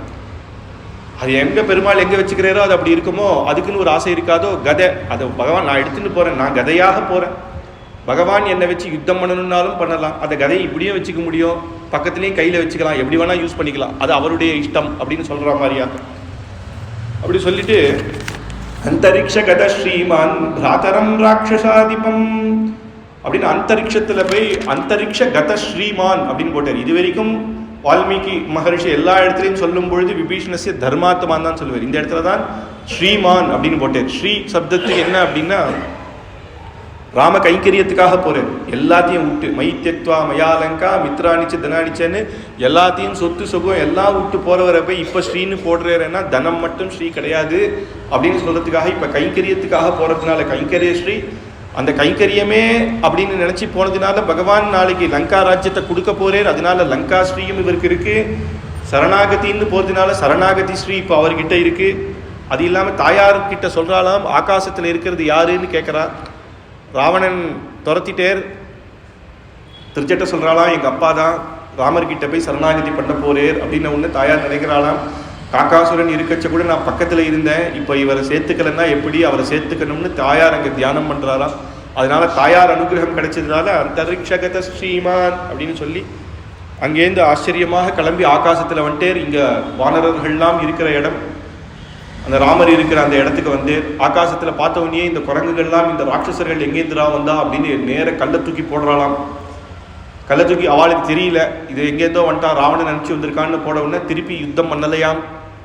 அடி வாங்கினாலும் பரவாயில்லை அப்படின்னு சொல்கிறாராம். அங்கேருந்து ககனஸ்ய மஹீஸ்தஸ்தே ததர்ஷவானர அதிபாக அப்படின்னு தேஷாம் சபாஷமானானாம். நான் வந்து ராவணனுடைய தம்பியான விபீஷணன் அங்கே கூட பொய் சொல்லலை, அப்படி சொன்னா இவா சேர்த்துக்க மாட்டா அப்படின்றது இல்லாமல் இல்லை, சத்தியத்தையே சொல்கிறேன். ராவணன் நினச்சி ராவணன் வந்து என்னை உதச்சி அவன்கிட்டேருந்து நான் வெளில வந்திருக்கேன் அப்படின்னு சொல்கிறேன். உடனே சுக்ரீவன் வந்து பார்த்தாராம். சுக்ரீவன் வந்து பார்க்கும்போது என்னடா ஆச்சுன்னா மேலேருந்து ராவணனுடைய தம்பி விபீஷணன் வந்திருக்கானாம் அப்படின்னு ஒன்று நேரம் பார்க்குறேன். உடனே அதெல்லாம் கிடையாது அப்படின்னு சொல்லும் போதே அவர் சொல்றாராம், சர்வலோக சரண்யாய ராகவாய மகாத்மனே நிவேதயது மாம் க்ஷிப்ரம் விபீஷணம் உபஸ்திதம். உங்களுக்கு தான் நாதன் இல்லை, காக்க எல்லாருக்குமே அவன் தான் நாதன். அதனால சர்வலோக சரண்யாய் இவாளுக்கு தான் பகவான் அனுகிரகம் பண்ணுவான் அப்படின்னு கிடையாது. எல்லா சர்வலோக சரண்யன் ராகவாய சாட்சாத் பகவான் அப்படின்னு இருந்தால் பரத்வத்தை காட்டுறது. வைகுண்டநாதன் அப்படின்னா பரத்வம், அவருடைய பெருமையை காட்டுறது. ஆனால் அவன் ரகுவம்சத்தில் ராகவாயன்னு சொன்னால் ரகுவம்சத்தில் அவதாரம் பண்ணான்னா பகவான் இறங்கி நமக்காக மனுஷனாக அவதாரம் பட்டதுனால அவருடைய பரத்வம் இல்லாமல் சௌலபியத்தை காட்டுறது. சரணாகதிக்கு சௌலபியம் தானே முக்கியம், நம்ம மேலே கருணை இருக்கிறவரால் தானே அனுகிரகம் பண்ண முடியும். பரத்வமும் சௌலபியமும் ரெண்டும் ஒரே இடத்துல இருக்காதான். ஆனால் அது சாட்சாத் பகவானுக்கு மட்டும்தான் உண்டு. சர்வலோக சரண்யாய ராகவாய. அதே வம்சத்தில் சகர சக்கரவர்த்தி அந்த வம்சத்தில் ஒரு அசமஞ்சன் ஒருத்தர் தான், அப்பேற்பட்டவன் எங்கள் ராமன் கிடையாது. மகாத்மனே நிவேதயதுமாம் க்ஷிப்ரம், என்ன அப்படியே அவருக்கு நிவேதனம், எப்படி நம்ம பகவான பிரசாத நிவேதனம் பண்ணுறோமோ அந்த மாதிரி என்ன நிவேதனமாம் க்ஷிப்ரம், சீக்கிரம் இப்பயே பண்ணுங்கோ அப்படின்னு விபீஷணம் உபஸ்திதம், விபீஷணன் வந்திருக்கேன் அப்படின்னு நீங்கள் சொல்கிறேன். உடனே சுக்ரீவன் போறேர், ராமர்கிட்ட போய் சொல்றார், விபீஷணன் வந்திருக்கேர், சரணாகத்தின்னு வந்திருக்கேர், நீர் பார்த்து பண்ணும், ஆனால் நான் ஒன்று சொல்கிறேன், அவரை சேர்த்துக்க கூடாது, ஏன்னா சத்ரு பட்சத்துலேருந்து வந்திருக்கேர் அப்படின்னு சொல்லுவாங்க. ஆனால் விபீஷனுடைய எண்ணம் பார்க்கணும். சரணாகத்தின்னு வந்திருக்கேன், சரணாகத்தின்னு பண்ணுறவா நேர ராமன் கிட்ட வரல, ஆனால் ராமதாசர்களான அங்கே வானரர்கள் கிட்ட அங்கே வந்திருக்கார். ஏன்னா குருமுகமாக தான் நம்ம சரணாகதி பண்ணணும். அதை எப்படி சொல்கிறாருன்னா, எம்பெருமானை பிடித்து காரியம் கொள்ளுவது கையை பிடித்து காரியம் கொள்ளுமா போலே அப்படிங்கிறான். நேரம் எம்பெருமான் கிட்ட போனால் அவர் சொல்லுவார், ஒருத்தர் கை பிடிச்சி சார் என்னை உதவி பண்ணுங்கன்னு ஒருத்தர் போயிட்டே இருக்கும்போது அவர் கையை பிடிச்சி சார் உதவி பண்ணுங்கன்னா, யாரா நீ என் கையை பிடிக்கிற அப்படின்னுடுவான். ஆனால் ஆச்சாரியனை பிடித்து காரியம் கொள்ளுவது காலை பிடித்து காரியம் கொள்ளுமா போலே அப்படின்னு அதே ஒருத்தர்கிட்ட போய் நேர போய் கீழே வந்துட்டு சுவாமி உதவியானோம் அப்படின்னா, ஏந்திருப்பா என்னப்பா வேணும் அப்படின்னு. அதனால கையை பிடிக்கல, காலை தான் பிடிக்கணும். அந்த மாதிரி ஆச்சாரியனை பிடிச்சி தான் கை பண்ணணும் அப்படின்னு. அந்த புஷ்பம் தாமரை இருக்கே, தாமரை ஜலத்தில் இருக்கும்போது தான் சூரியன் வந்த உடனே பிரகாசமாக இருக்கும். அதே தாமரையை ஜலத்திலேருந்து வெள்ளை எடுத்து போட்டுட்டு சூரியன் மாடியில் வச்சா என்ன ஆகும்? வாடி போயிடும். அதனால நேர பகவான் கிட்ட போனால் நம்மளுடைய பாப்பத்தை பார்த்து புசிக்கிடுவானோ. ஆனால் அந்த தீர்த்தம் அப்படின்றது, அந்த ஜலம் அப்படின்றது ஆச்சாரியன் மூலமாக இருக்கும்போது தான் பகவானுடைய கருணை நம்ம மேலே பட்டு தாமரையாக மலர்லாம் அப்படின்னு அந்த வானரர்கள் கிட்டேந்து சரணாகதி பண்ணுறதுக்காக கேட்குறேன். சுக்ரீவன் இப்படி சொன்ன உடனே ராமர் உடனே, நீ என்ன என்கிட்ட சொல்லுறது, நான் விபீஷணனை சேர்த்துப்பேன் அப்படின்னு நினைக்கல. அந்த க்ஷணமே விபீஷணனுக்கு சரணாகதி அபயம் கொடுத்தாச்சு. ஆனாலும் அத்தனை பேர் சம்மதமாகத்தான் பண்ணணும் அப்படின்றது ராமருடைய குணம். அது இல்லாமல் இப்போ ஏற்பட்ட சரணாகதியினுடைய பெருமை அவளுக்கு ஏனோ தானோன்னு நான் பண்ணிட்டேன்னு நினைக்காதீங்கோ. இது எப்பேற்பட்ட தர்மம்னு அங்கே இருக்க அத்தனை பேருக்கும் புரிய வைக்கணும் அப்படின்னு ஒரு சின்ன இது எல்லாரையும் சபை கூட்டுறார். அங்கே சபையை கூட்டின உடனே கேட்குறார், எல்லாம் நீங்கள் என்ன சொல்லணுமோ சொல்லுங்கோ அப்படிங்கிறார். உடனே அங்கே தானே இருந்தான் சுவாமி, சத்ரு பட்சத்துலேருந்து வந்தால் அதனால் நீங்கள் அவரை சேர்த்துக்க கூடாது அப்படின்ட்டான். அவர் ராட்சசன், அவரை சேர்த்துக்க கூடாது அப்படின்ட்டான். உடனே இன்னொருத்தர் எழுந்தார், நம்ம ஒற்றனை அனுப்பிச்சு பார்க்கலாம், அவரோட பழகி பார்த்து பேசினா தெரிஞ்சிடும் அப்படின்னு ஒருத்தர் சொல்கிறார். நம்ம சேர்த்துடலாம், ஒரு 3 நாள் இருக்கட்டும், அந்த 3 நாள்லேயே அவர் தெரியும், அதுக்கப்புறம் அடித்து உதச்சி அனுப்பிச்சிடலாம், தப்பானவனா இருந்தால் இல்லைன்னா நம்ம பக்கமே இருக்கட்டும் அப்படின்னு ஒருத்தர் சொல்கிறார். உடனே ஜாம்பவான் சொல்கிறார், வந்த காலம் சரியில்லை, யுத்த காலத்தில் அங்கேயே நீங்கள் வந்திருக்கான்றதுனால காலம், பெரியவாள்லாம் அப்படி தான் பேசுவான், காலம் எடுத்த உடனே டைம் பார்த்து இந்த சமயமாக போகாதடா அப்படின்றது இல்லையா. அவன் அதனால ஜாம்பவான் பெரியவன், கால சமயம் சரியா இல்லாததுனால நீ சேர்த்துக்க கூடாது அப்படின்று. உடனே ராமர் ஹனுமார் பக்கம் பார்க்கிறார். ஹனுமாருடைய எண்ணம் என்ன அப்படின்னு உடனே வால்மீகி அத்தனை பேருக்கும் வானரர்கள் பேர் போட்டு இவா இதை சொன்னா அப்படின்னு சொல்றவர் ஹனுமாருக்கு மட்டும் விசேஷனம் போட்டார். அத சம்ஸ்கார சம்பன்னோ ஹனுமான் சச்சிவோ உத்தமஹா, அப்பேற்பட்ட உத்தமமானவர், சம்ஸ்கார சம்பன்னர். அவர் எழுதேராம், கைகளை குபித்தேராம். நான் இப்போ சொல்றது யாருக்கும் இதுக்கு முன்னாடி சொன்ன பூர்வபக்ஷம் இவாள்லாம் சொன்னதுக்கு விரோதமா சொல்லணுன்ற எண்ணத்தோட சொல்லலை. வாதாம் நாபி சங்கர்ஷான், வாதம் பண்ணணுன்றதுனாலையோ ஒரு அதிகப்படி சொல்லணுன்றதோ சொல்லலை. ராட்சசன் சேர்த்துக்க கூடாது அப்படின்னு சொல்லக்கூடாது. அதே ராட்சச குலத்துல தானே பிரகலாதன் இருந்தான். அதனால ஒருத்தரோட பிறப்பை வச்சு இவன் கெட்டவன் இவன் நல்லவன் சொல்லவே கூடாது. சரி, ஒரு வாட்டி அவனை சேர்த்து பார்க்கலாம், 3 நாள் வச்சுட்டு பார்க்கலாம், அனுப்பிச்சுடலாம் அப்படின்னா அது ராமருக்கு சம்மத்தமானு நீங்க கேட்டுக்கோங்க. அவர் ஒத்துக்க மாட்டேன். எக்காரணத்துக்கு சரணாகதி கொடுத்தாச்சு தான், அதுக்கப்புறம் திருப்பி ஆலோசனையே கிடையாது. எத்தனை வாட்டி என்ன 1000 வாட்டி யோசிச்சு ஆலோசனை பண்ணி டெசிஷன் எடுக்கலாம். டெசிஷன் எடுத்த உடனே திருப்பி ரிவர்ஸ் பண்ணவே கூடாது. அப்போ இது நல்லதுக்கு இல்லை. நல்ல காலம் வரக்கூடாது அப்படின்றது இல்லையா, இது நல்ல காலம் தானே. ஒருவேளை அவருக்கு ராஜ்யம் வேணும்னு நினைச்சிருக்கலாம், அண்ணாவை இவர் வதம் பண்ணிட்டு அவருக்கு ராஜ்யம் வந்துடும் நினைச்சிருக்கலாம், அது ஒன்றும் தப்பு இல்லையே, ராஜ்யத்துக்காக வந்திருக்கலாம், நம்ம சேர்த்துக்கலாமே அப்படின்னு சொல்றாரு. அது கூட எதுக்கு அந்த வார்த்தை சொன்னார்னா, விபீஷன் அப்பேற்பட்டவன் கிடையாதுன்னு ஹனுமாருக்கு தெரியும். இது சொன்னது யாருன்னா ஜாம்பவான் பெரியவன். அவர்கிட்ட போய் காலத்துக்கு நல்ல காலம் தானேன்னு சொன்னா ஒத்துக்க மாட்டார். அப்போ ஜாம்பவான் தலையாட்டுறான், இருக்கலாம், ராஜ்யத்துக்காக வந்திருக்கலாம் அப்படிங்க. அதனால ஏற்கனவே நான் விபீஷனை பார்த்திருக்கேன். ராவணன் சபையில என்ன வதம் பண்ணணும்னு சொல்லும் போது அங்க ஒரே ஒருத்தர் தான் தர்மத்தை எடுத்து சொன்னேர் அப்படின்னு சொல்றேன். ராமர் சந்தோஷப்பட்டு சொல்றேன், ஹனுமாருடைய மதம் தான் எம் மதம் அப்படின்னா அவர் என்ன எண்ணமோ அதான் எண்ணம். ஆனா அதுக்கு மேல ஒன்று சொல்றேன், அவன் நல்லவன் சேர்த்துக்கலாம் அப்படின்னா அது எனக்கு ஏற்புடையதா இல்லை. நல்லவனா சேர்த்துட்டு தான் ஆகணும், அப்புறம் எதுக்கு மீட்டிங்? கெட்டவனாவே இருந்தா கூட நான் சரணாகத்தின்னு வந்துட்டா சேர்த்துக்கணும். மித்ரபாவேன சம்பிராப்தம் நித்யஜேயம் கதஞ்சன தோஷோ யத்யபி தஸ்ய ஸ்யாத் சதாமே தத் அஹர்விதம். மித்ரபாவேன சம்பிராப்தம், உன்னுடைய மித்ரன்னு ஒருத்தன் வந்துட்டான். எத்தஜேயம் கதஞ்சன, உண்மைதான் கதி அப்படின்னு வந்தான். ஆனா தோஷம், அவனுக்கு சகல தோஷம் இருக்கு, முன்னாடி பாவம் பண்ணியிருக்கலாம், இப்பயே கூட தப்பான எண்ணம்னு வந்திருக்கலாம். ஆனா மித்ரபாவன்னு வந்துட்டானோ அவனை சேர்த்துக்கணும். அதனால கெட்டவனாவே இருந்தா கூட பரவாயில்ல, அவனை நான் சேர்த்துக்கணும், அதான் என்னுடைய இது அப்படின்னு சொல்றேன். ஆனா இங்க தோஷோ எத்யபி அப்படின்னா என்ன அர்த்தம்னா, சரணாகதிக்கு 6 அங்கங்கள் அப்படின்னு பார்க்க போறோம். அந்த 6 அங்கமும் இல்லாத ஒரு தோஷம் இருந்தா கூட பகவான் கருணை பண்ணி அதை வரவழைச்சியும் அவனை சேர்த்துப்பான் அப்படின்றது ஒரு இது. ஆர்த்தோவா எதிவா திருப்தோவா, அலறி ஓடி நீயே கதி அப்படின்னு அழுதாதான் சேர்த்துப்பேன் இல்லை, மனசால அவன் நினைச்சாலும் அவனுக்கு நான் அனுகிரகம் பண்ணுவேன். ஆனா சுக்ரீவன் சொல்றான், என்ன இப்படி சொல்றேரே, ஒரு துஷ்டனை சேர்த்துக்கலான்னு சொல்றாரு. உள்ள வந்து நமக்குள்ள ஒரு பேதம் பண்ணிட்டா, நாளைக்கு உமக்கோ எனக்கோ ஒரு சத்துருத்தை உண்டாக்கிட்டா, ராமர் சொல்றேன் இன்னொருத்தன் வந்து ஒரு பண்றதா அப்ப நம்மளுடைய ஃப்ரெண்ட்ஷிப் அதுவா? எவனோ ஒருத்தன் புதுசா வந்து சொன்ன உடனே நான் ஒன்ன எண்ணத்தை மாத்திப்பேன், நீ என் மேல வச்சு எண்ணத்தை மாத்திப்பேன்னா அப்ப அதுக்கு பேர் என்ன மித்திரத்துவம். அதனால உன் மேல எனக்கு என்ன எதுவுமே மாறாது. அப்ப சொல்றாங்க சுஹிருஷ்டோ வாப்யுதிருஷ்டோ வா கிமேவம் ரஜனீச்சரன் ஈஸ்வாம் யசனம் பிராத்தம் பிராத்தரம் ய பரித்யஜேத். ஒருவேளை ராவணனை வதம் பண்ணி, இப்ப ராவணனை வதம் பண்ணணும்னு நினைச்சு ராஜ்யத்துக்காக வரலாம்.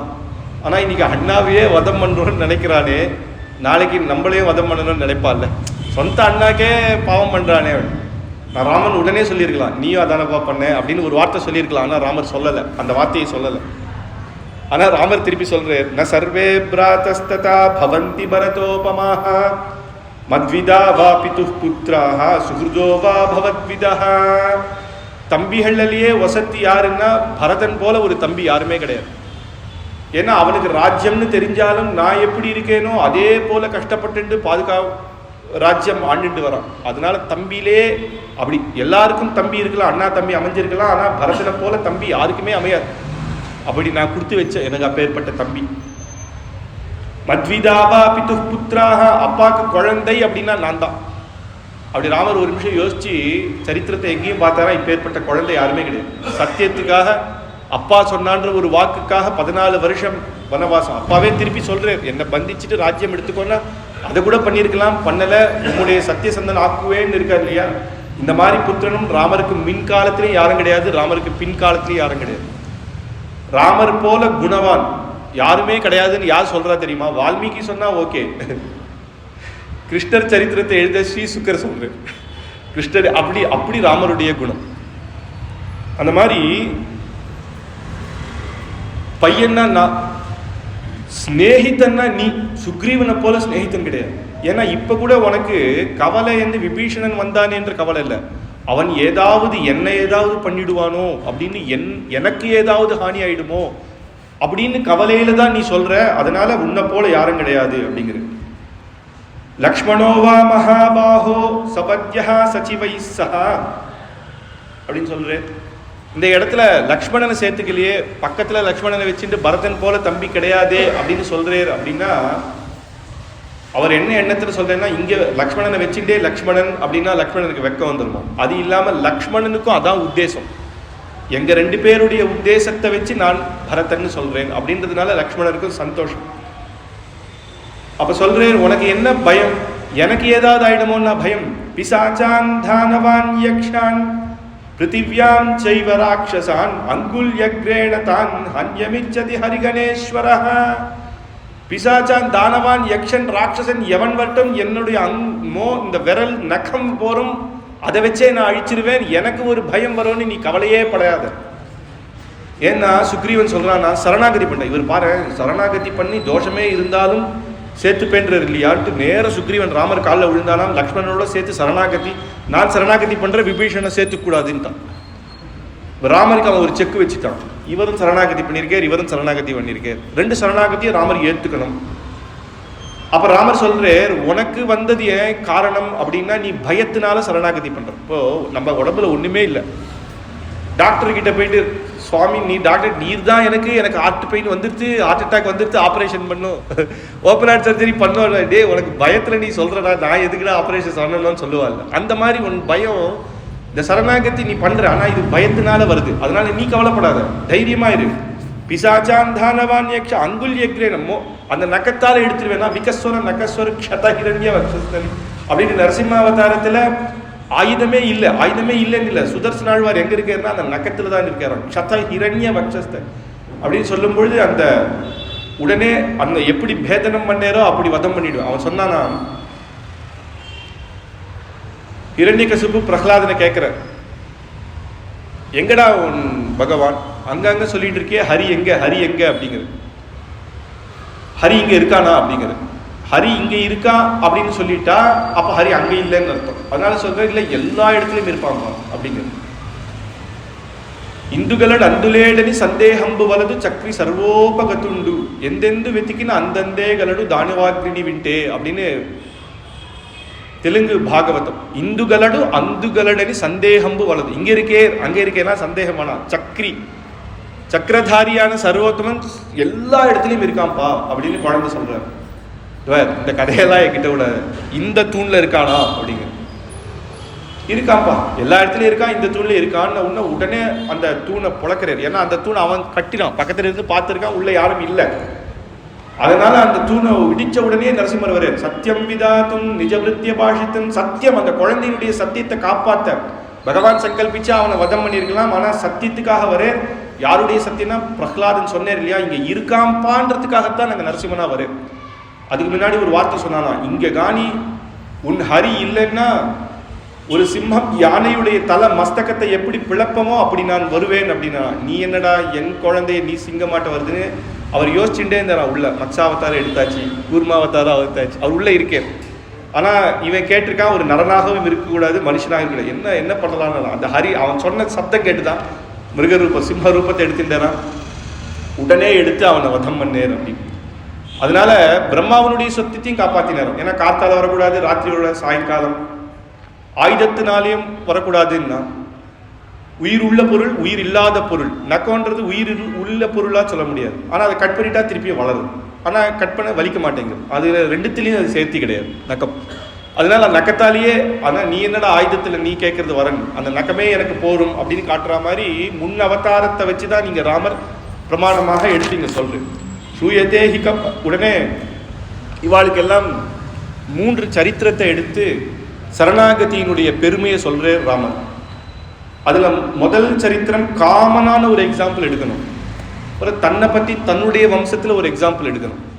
வானரர்களுக்கு புரியற மாதிரி சுக்ரீவனுக்கு ஒரு குரங்கு எக்ஸாம்பிள் எடுத்து அழகாக ராமர் 3 அர்த்தங்கள் எடுத்து சொல்றார்.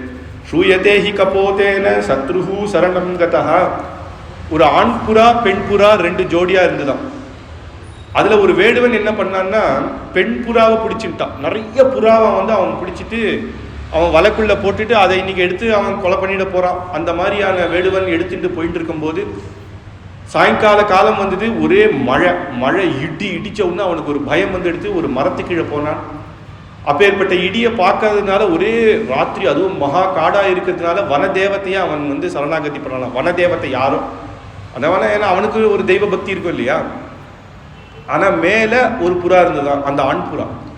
அந்த ஆண் புறா பார்க்கறது இவன் எங்கேயோ யாரையோ பார்த்து சரணாகதி பண்றான். ஆனா அது நினைக்கிறதா என்னுடைய இடத்துக்கு என்னுடைய கிரகத்துக்கு இவன் இருக்கானே, இவன் பயத்துல இருக்கானே அப்படின்னு பார்க்கறதான். பார்த்தா கீழே அவன் அந்த பெண் புறாவை அவன் உள்ள வச்சிருக்கான். தன்னுடைய மனைவியான பெண் புறா அங்க இருக்கிறத பார்த்து ஐயோ அதனுடைய பிராணமே போயிடுமே அப்படின்னு இருக்கு. இவனுக்கு ராத்திரி குளிர் தாங்க முடியல, நட்டுங்கிறான். பெண் புறா மேல அந்த ஆண் புறாவை பார்க்கறதான். ஏன்னா நம்ம பாத்துக்கு ஒருத்தன் வந்திருக்கான், நடுங்கு குளிர்ல இருக்கானே, அவனுக்கு ஏதாவது பண்ணிட்டுதான். உடனே அங்க இருக்கிற சின்ன சின்ன கட்டை சித்துக்கள்லாம் எடுத்து அது போட்டு நெருப்பு எங்கேருந்தோ ஏற்றிடுத்தான். அவன் உட்காந்துருக்கான், பசி தாங்க முடியல, ராத்திரி என்ன பண்றதுன்னு பார்க்கும்போது திருப்பி அந்த ஆண்புறா பண்றதுதான், நம்ம பாத்துக்கு சாப்பாடே இல்லாம இருக்கானேன்னு தன்னுடைய பிராணத்தையே தான் கொடுத்து அந்த அக்னியில உழடுதான். உடனே அந்த பெண் புறாவும் பார்த்து அதுவும் உழடுதான். ஏன்னா இதுக்கு என்னன்னா, எப்படியும் என் மனைவியை விடமாட்டான், இனிமேது எனக்கு எதுக்கு வாழ்க்கை, அவனுக்கு சாப்பாடாவது இருந்துட்டு போறேன் அப்படின்னு பெண் புறாவும் உழடுதான். இந்த சரித்திரத்தை ராமர் சொல்றார். ஆனா சுவாமி தேசிகன் அபயப்பிரதான சாரத்தில் இதுல விஸ்தாரமா சொல்றார். ராமருடைய இங்க என்னன்னா 3 விஷயத்த சொல்றார். அவன் வந்தான் மரத்துக்கு கீழே, அவன் இதுங்கிட்ட சரணாகதி பண்ணல, ஆனாலும் அது தன்னுடைய பிராணத்தை கொடுக்கிறது. ஆனா விபீஷணனோ சரணாகதி பண்றான், என்கிட்ட சரணாகதி பண்றான், நான் உமக்காக வந்திருக்கேன்.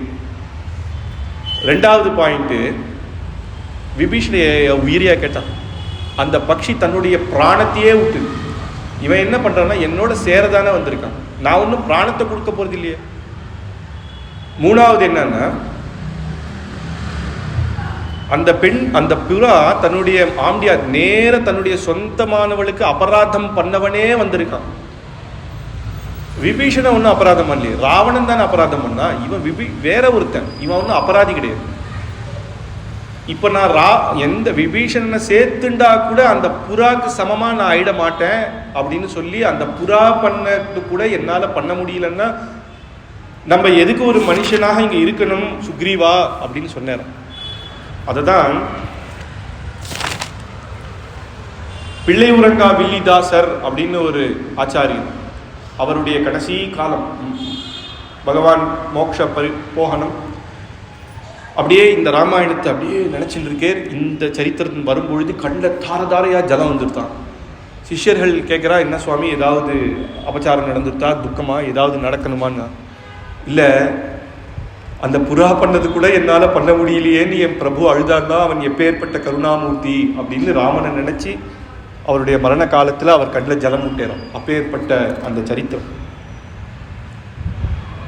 ஸ்ரீ பாஷ்யக்காரர் காலக்ஷேபம் பண்ணிட்டு இருக்கார். பாஷ்யக்காரருடைய சிஷ்யர்கள்லாம் பெரிய ஆச்சாரியர்கள், திருக்குறுகை பிரான், பிள்ளான், எல்லாமே எல்லா சிஷ்யர்களுமே, அனந்தான் ஆழ்வார், எல்லாம் வடுகு நம்பிகள், பெரிய ஒவ்வொருத்தரும் அந்த 74 சிம்மாசனாதிபதிகளும் ஒவ்வொருத்தர் எடுத்திருந்தாலும் ஒவ்வொரு நாள் உபன்யாசம் பண்ணலாம். மகான்கள் அவளுடைய கிரந்தங்கள் எடுத்திருந்தா பல யுகம் நம்ம உபன்யாசம் பண்ணலாம்.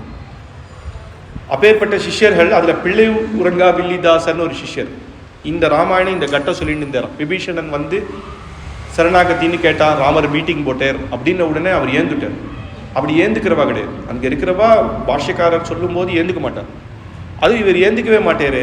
ஏன் அப்படின்னோடனே ராமானுஜரே கேட்டாராம் பாஷ்யக்கார், ஏப்பா என்ன ஆச்சு, எதுக்கு என்னறான், மைத்யக்வா மயாலங்கா மித்ராணிச்ச தனானிச்சன்னு எல்லாத்தையும் சகலத்தையும் முட்டுண்டு நீயே கத்தியேன்னு வந்த விபீஷணனையே ஏத்துக்கலன்னா நான்லாம் இன்னும் இந்த லோகத்தில் இந்த ஆசைகள்லாம் வச்சுட்டு எனக்கு இனிமேல் எங்கே மோட்சம் அப்படின்னு நினச்சேன், கிளம்பிட்டேன் அப்படின்னாராம். பாஷைக்கார சொன்னாரா, உட்கார், நமக்கு தான் மோட்சம், நீ உட்கார், நான் இப்போ சொல்கிறேன் பார், எனக்கு மோட்சம் உண்டுன்னு ஒத்துப்பியா, நீ ஆச்சாரியர் நீர் தான். அப்போ சொல்கிறாராம், பெரிய நம்பிகளுக்கு மோட்சம் சத்தியமானால் எனக்கு மோட்சம் சத்தியம், அவருடைய ஆச்சாரியர் ஆளவந்தாருக்கு மோட்சம் சத்தியமானால் பெரிய நம்பிக்கை சத்தியம், அவருடைய ஆச்சாரியர் மணக்கால் நம்பி அப்படி இப்படி போய் நம்மாழ்வாருக்கு மோட்சம் சத்தியம்னு கேட்க வேணுமா, சாதா சடகோப்பன் அவர்தான் பகவானுடைய திருவடியே.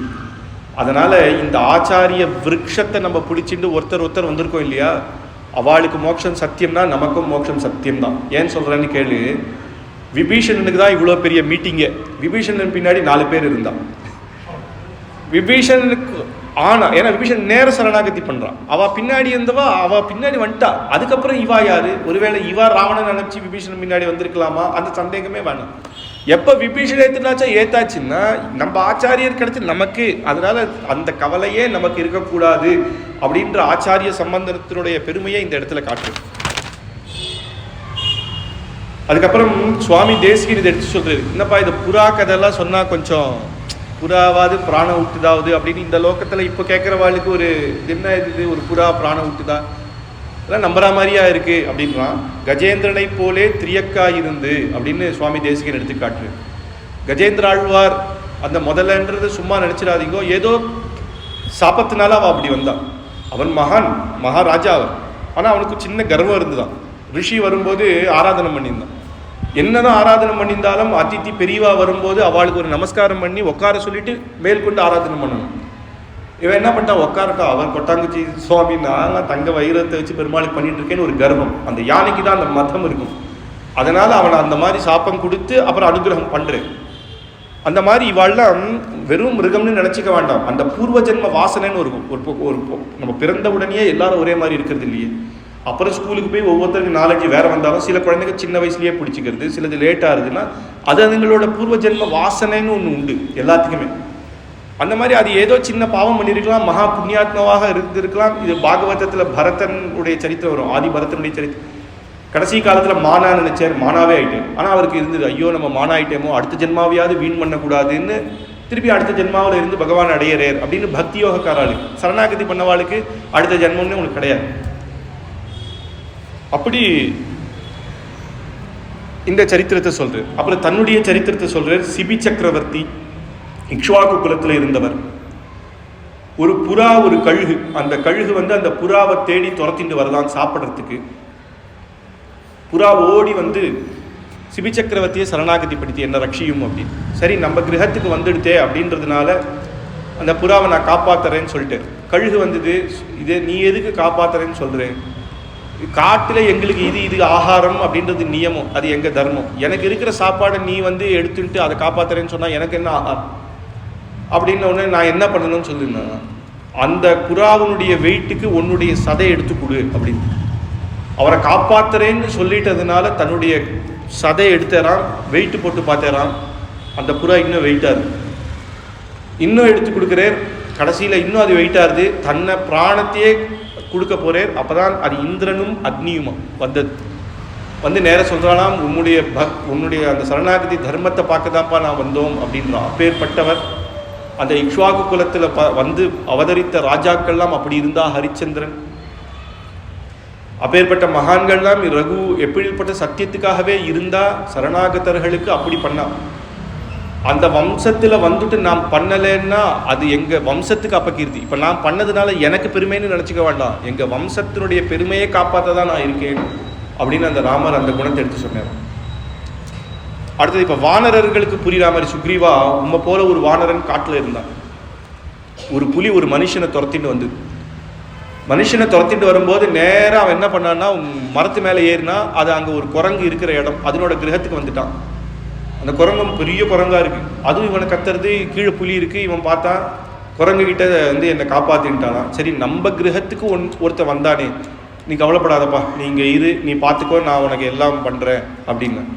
ஆனால் அந்த குரங்கு சொல்கிறது, கீழே புலி இருக்குது, ஜாக்கிரதையாக இருக்கணும், நீ தூங்கச்ச நான் முழிச்சுட்டு இருக்கேன், நான் முழிச்சுட்டு இருக்கச்ச நீ தூங்கு அப்படிங்கிறது. உடனே கொஞ்ச நாள் மனுஷன் தூங்கியிருந்தான். உடனே அந்த புலி சொல்லித்தான், குரங்க அவனை தள்ளி விட்டுரு, நம்ம இங்கே இருக்கிறவா, அவன் வந்து வெளியிலேருந்து வந்தவன், அவனுக்கு எதுக்கு நீ சப்போர்ட் பண்ணுற? அதெல்லாம் முடியாதுப்பா, என் வீட்டுக்கு வந்துட்டான், என்ன கஷ்டம்னு வந்தவனுக்கு நான் வந்து அனுகிரகம் பண்ணுவேன், அதெல்லாம் இது பண்ண மாட்டேன். உடனே இந்த குரங்கு தூங்கிட்டு அந்த மனுஷன் எழுந்தான். அந்த மனுஷன் சொன்னால், குரங்கு தள்ளி விட்டுரு, குரங்கு நான் சாப்பிட்றேன், உன்னை விட்டுறேன்னா. உடனே பார்த்தா சரி, தப்பிக்கிறதுக்கு தான் வாய்ப்புன்னு அந்த குரங்கு கீழே தள்ளி விட்டான். கீழே தள்ளி விட்ட உடனே புலி சாப்பிட்றதுக்கு போச்சு சொல்லிட்டான், அதுக்கு குரங்கு மாம்சத்தோட நரமாம்சம் தான் இப்போ வேணும். இந்த பாத்தியா, உன்னை தள்ளி விட்டான் பாத்தியா, என்னவோ பெருசாக அவனுக்கு உதவி பண்ணுறேன்னு போனியே, அதனால தான் இந்த காட்டில் இருக்கா நம்மளாம் ஒரு ஃப்ரெண்ட்ஸு, நமக்குன்னு ஒரு தர்மம் இருக்குது. அவனை பேச்சு மனுஷ புத்தி தான், அதனால நான் திருப்பி சொல்கிறேன், நீ மேலே போய் அவனை தள்ளி விட்டுருந்தான். சரி அப்படின்ட்டு மேலே போச்சான். மேலே போச்சு, தள்ளுன்னா தள்ளமாட்டேன் அப்படின்னு.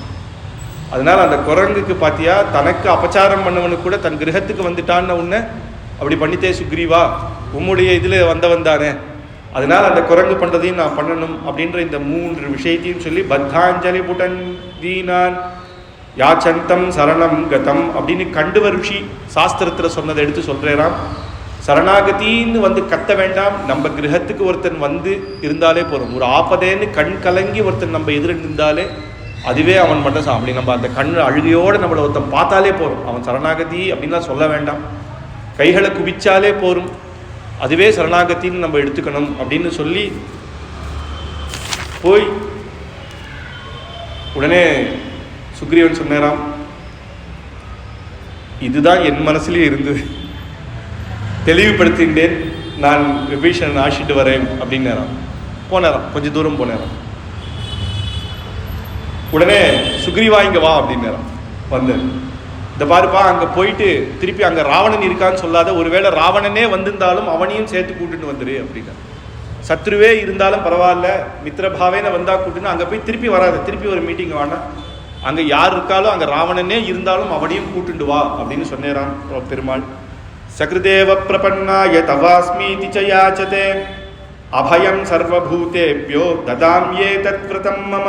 சக்ருதேவ பிரபன்னாய, ஒருத்தன் ஒரு வாட்டி சரணம்னு சொன்னா போதும், 2வது வாட்டி சரணாகதி கிடையாது. நம்ம ஆச்சாரியன்கிட்ட ஒரே ஒரு வாட்டி தான் பிரபத்தி, 2வது வாட்டி பண்ணக்கூடாது. பண்ணால் ஏற்கனவே பார்த்தோம் இல்லையா, பிரம்மாஸ்திர பந்தன் நியாயம் தான். 2 அப்படின்னா பகவான் மேலே நம்மளுக்கு நம்பிக்கை இல்லைன்றதாயிடும். அப்படி தவாஸ்மீதிச்ச யாச்சத்தே, நீயே கதி, நீ யார் ஒருத்தன் வரானோ அவனுக்கு அபயம் அப்படின்னு கொடுக்கறது. சர்வபூத்தேபியோ, யாரா இருந்தாலும் சரணாகதிக்கு அதிகாரி கிடையாது. இவர் தான் பண்ணலாமா, வயசானவா தான் பண்ணலாமா, சின்னவா பண்ணலாமா, பெண்கள் பண்ணலாமா, ஆண்கள் பண்ணலாமா, சிசுல இருந்த குழந்தைக்கு கூட ஆச்சாரியர்கள் சரணாகதி பண்ணி வச்சிருக்கா. ஆற்றுல இருக்கிற மாடு கண்ணுகள் கூட ஆச்சாரியர்கள் கருணையில சரணாகதி பண்ணி வச்சிருக்கா நம்ம சம்பிரதாயத்தில். அடியேனுக்கு சரணாகதி பரவாக்கோட்டை சுவாமி பெரியவர் இருந்தார். நாங்கள் பண்ணிக்கும் போது எங்கள் 3வது தம்பி அம்மாவுடைய கர்ப்பவாசத்திலே இருந்தோம். எங்கள் 3 பேர் 4 பேருக்கு சேர்த்து ஒரே வாட்டி சுவாமி பண்ணி வச்சார். அப்படி பெரிய ஆச்சாரியர். இங்கே அவருடைய அனுகிரகம், அவர் ராமாயணம் எப்படி சுவாமி நிறைய சொல்லியிருக்கேன், பெரிய பரவாக்கோட்டை சுவாமி பெரியவருடைய இது. அப்பேற்பட்ட அந்த விபீஷண சரணாகதியில் ஆச்சரியமாக சொல்லியிருக்கார். அப்படி அதில் ஏற்கனவே பார்த்தோம் 6 அங்கங்கள் சரணாகதிக்கு தேவை அப்படின்னு. ஆனுகூல்யஸ்ய சங்கல்பம் அது சொல்லும்போது ஆனுகூல்யஸ்ய சங்கல்பः பிராதிகூல்யஸ்ய வர்ஜனம் ரக்ஷிஷ்யைதி விஸ்வாசः கோப்த்ருப்த வர்ணனம் ததா ஆத்மநிக்ஷேபகார்பண்யே ஷட்விதாவா சரணாகதிஹி அப்படின்னு ஆனுகூல்யஸ்ய சங்கல்பம். ஒருத்தர்கிட்ட சரணாகதி பண்ணால் அதுக்கப்புறம் அவாக்கிட்ட அனுகூலம் அவளுக்கு என்ன பிடிச்சிருக்கோ அப்படி தான் இருக்கணும். பகவானின் சரணாகதி பண்ணிட்டு அதுக்கப்புறம் நான் எப்படி வேணா இருக்கேன்னு நினைக்கக்கூடாது. அந்த பகவானுக்கு என்ன சாஸ்திரத்தை, அவனுக்கு என்ன பிடிக்கும், சாஸ்திரத்தில் என்ன சொல்லியிருக்கோ அந்த விதிப்படி நம்ம இருக்கணும். இதுக்கு ஒரு உதாரணம் சொல்லுவார். நான் எக்ஸாம் எழுதினேன், டாக்டருக்கு சீட்டு வந்துடுது, இல்லை போலீஸ் ஆஃபீஸர் ஆகணும்னா டாக்டர் போலீஸ் சீட்டு வந்துடுது. ஆனால் அப்பாயின்மெண்ட் லெட்டர் அப்புறம் 5 மாதம் கழிச்சு, 5 மாதம் கழிச்சு தான் நான் போலீஸ் ஆஃபீஸர் ஆக போகிறேன் அப்படின்னு சொல்லிட்டு அது வரைக்கும் ஆகாரத்துக்கு எதுவும் இல்லைன்னு திருடினா எப்படி இருக்கும்? அந்த மாதிரி தான் சரணாகதி பண்ணிட்டு இஷ்டத்துக்கு நம்ம சுற்றி இருந்தால் அந்த மாதிரி தான். சரணாகதி பண்ணிட்டோமோ அதுக்கப்புறம் பகவான் இஷ்டப்படி நம்மளால் முடிஞ்ச கர்மாக்கள் அனுஷ்டானங்கள் பண்ணிட்டு நம்ம இருக்கணும். ஆனுகூல்யஸ்ய சங்கல்பः பிராதிகூல்யஸ்ய வர்ஜனம். அவருக்கு பிடிக்காதது நம்ம இனிமேல் பண்ணக்கூடாது. அங்கே விபீஷணன் பகவானுக்கு இப்போ என்ன அப்படின்னா உடனே ஓடி வந்தான் இல்லையா? இப்போ யுத்தம் அப்படின்னா கதையோட ஓடி வந்தான். பகவானுக்கு அந்த அதர்மம் பிடிக்காதுன்னு ஒன்று சொன்னுடைய சொந்த அண்ணாவே அதர்மம்னா அவரை விட்டு நான் வந்துட்டேன். கும்பகர்ணன் வரல, ஆனால் இவர் விட்டு வந்துட்டு. அவருக்கு பிடிக்காதுன்னா அவ்வளோதான், அது அதர்மம், நான் விட்டு வந்துட்டேன். பிராதிகூல்யஸ்ய வர்ஜனம் மகா விஸ்வாசம். அதான் சொல்றேன், ராவணன் கிட்டேருந்து நம்ம போகிறோம், ஒருவேளை ராமர் சேர்த்துக்கலன்னா பரவாயில்ல, ஒரு 4-5 தங்கம் துட்டெல்லாம் எடுத்து ஒரு மூட்டை கட்டிக்கலாம். ராமர் இல்லைன்னா நம்ம வேற எங்கேயாவது போகலாமா அப்படின்னு நினைக்கல. எல்லாத்தையும் மைத்தியத்வா மயாலங்கா மித்ராணிச்சு தனானிச்சன்னு ஒன்றுமே இல்லாமல் அவர் சேர்த்து பேர்ன்ற ஒரு மகா விஸ்வாசம். கோப்திருத்வ வர்ணனம் ததா, நீயே ரக்ஷகன்னு பிரார்த்திக்கணும். அதனால தான் சொல்றேன், என்னையே சேர்த்துரு, நிவேதயத்து மாம் க்ஷிப்ரம்னு நம்ம பிரார்த்திக்கணும் பகவான் கிட்ட.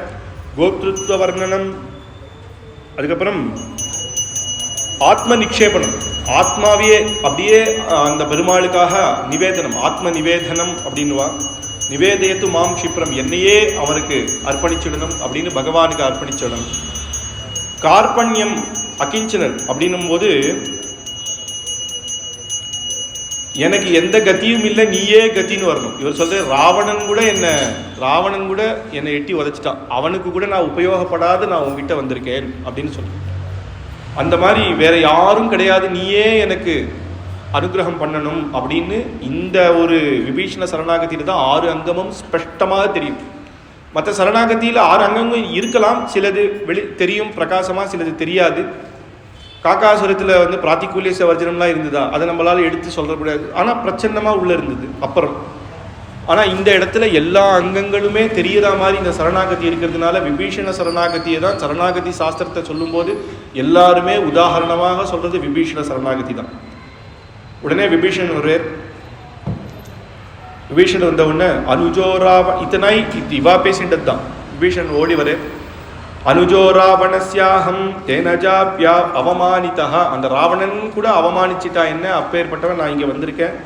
பவந்தம் சர்வபூதானாம் சரணம் சரணம் கதஹ பரித்யக்த்வா மயாலங்கா மித்ராணிச்ச தனானிச்ச, எல்லாத்தையும் விட்டு உங்களுடைய சரணத்தில் வந்தேன் அப்படின்னு அவரை சேவிச்ச உடனே ராமர் சொன்னேராம், அஹம் ஹத்வா தசக்ரீவ சப்ரஹஸ்தம் சஹானுஜம் ராஜானத்வம் கரிஷ்யாமி சத்தியமே தத்வதே மிருதம் அப்படின்னு நான் ராவண வதம் பண்ணி நான் உனக்கு அந்த லங்கா ராஜ்யத்தை கொடுக்குறேன் அப்படின்னு ராமர் அந்த இடத்துலையே பிரதிஜை பண்ணேராம். லங்கா ராஜ்யத்தை கொடுக்குறேன் இல்லை, இப்பயே கொடுத்துட்டேன் அப்படின்னு நேர லக்ஷ்மணா இங்கே வா, அந்த சமுத்திர ஜலம் எடுத்துன்னு வந்து இந்த இடத்துலையே அவனுக்கு லங்கா ராஜ்யத்துக்கு பட்டாபிஷேகம் பண்ணு அப்படின்னு பட்டாபிஷேகம் பண்ணேராம். ஏன்னா சரணாகதி பண்ணிண்ட அன்னைக்கே நமக்கு ஒரு பட்டாபிஷேகம், அன்றைக்கே பழைய பாவம் மொத்தம் போக்கி ஆக்கிடுறு.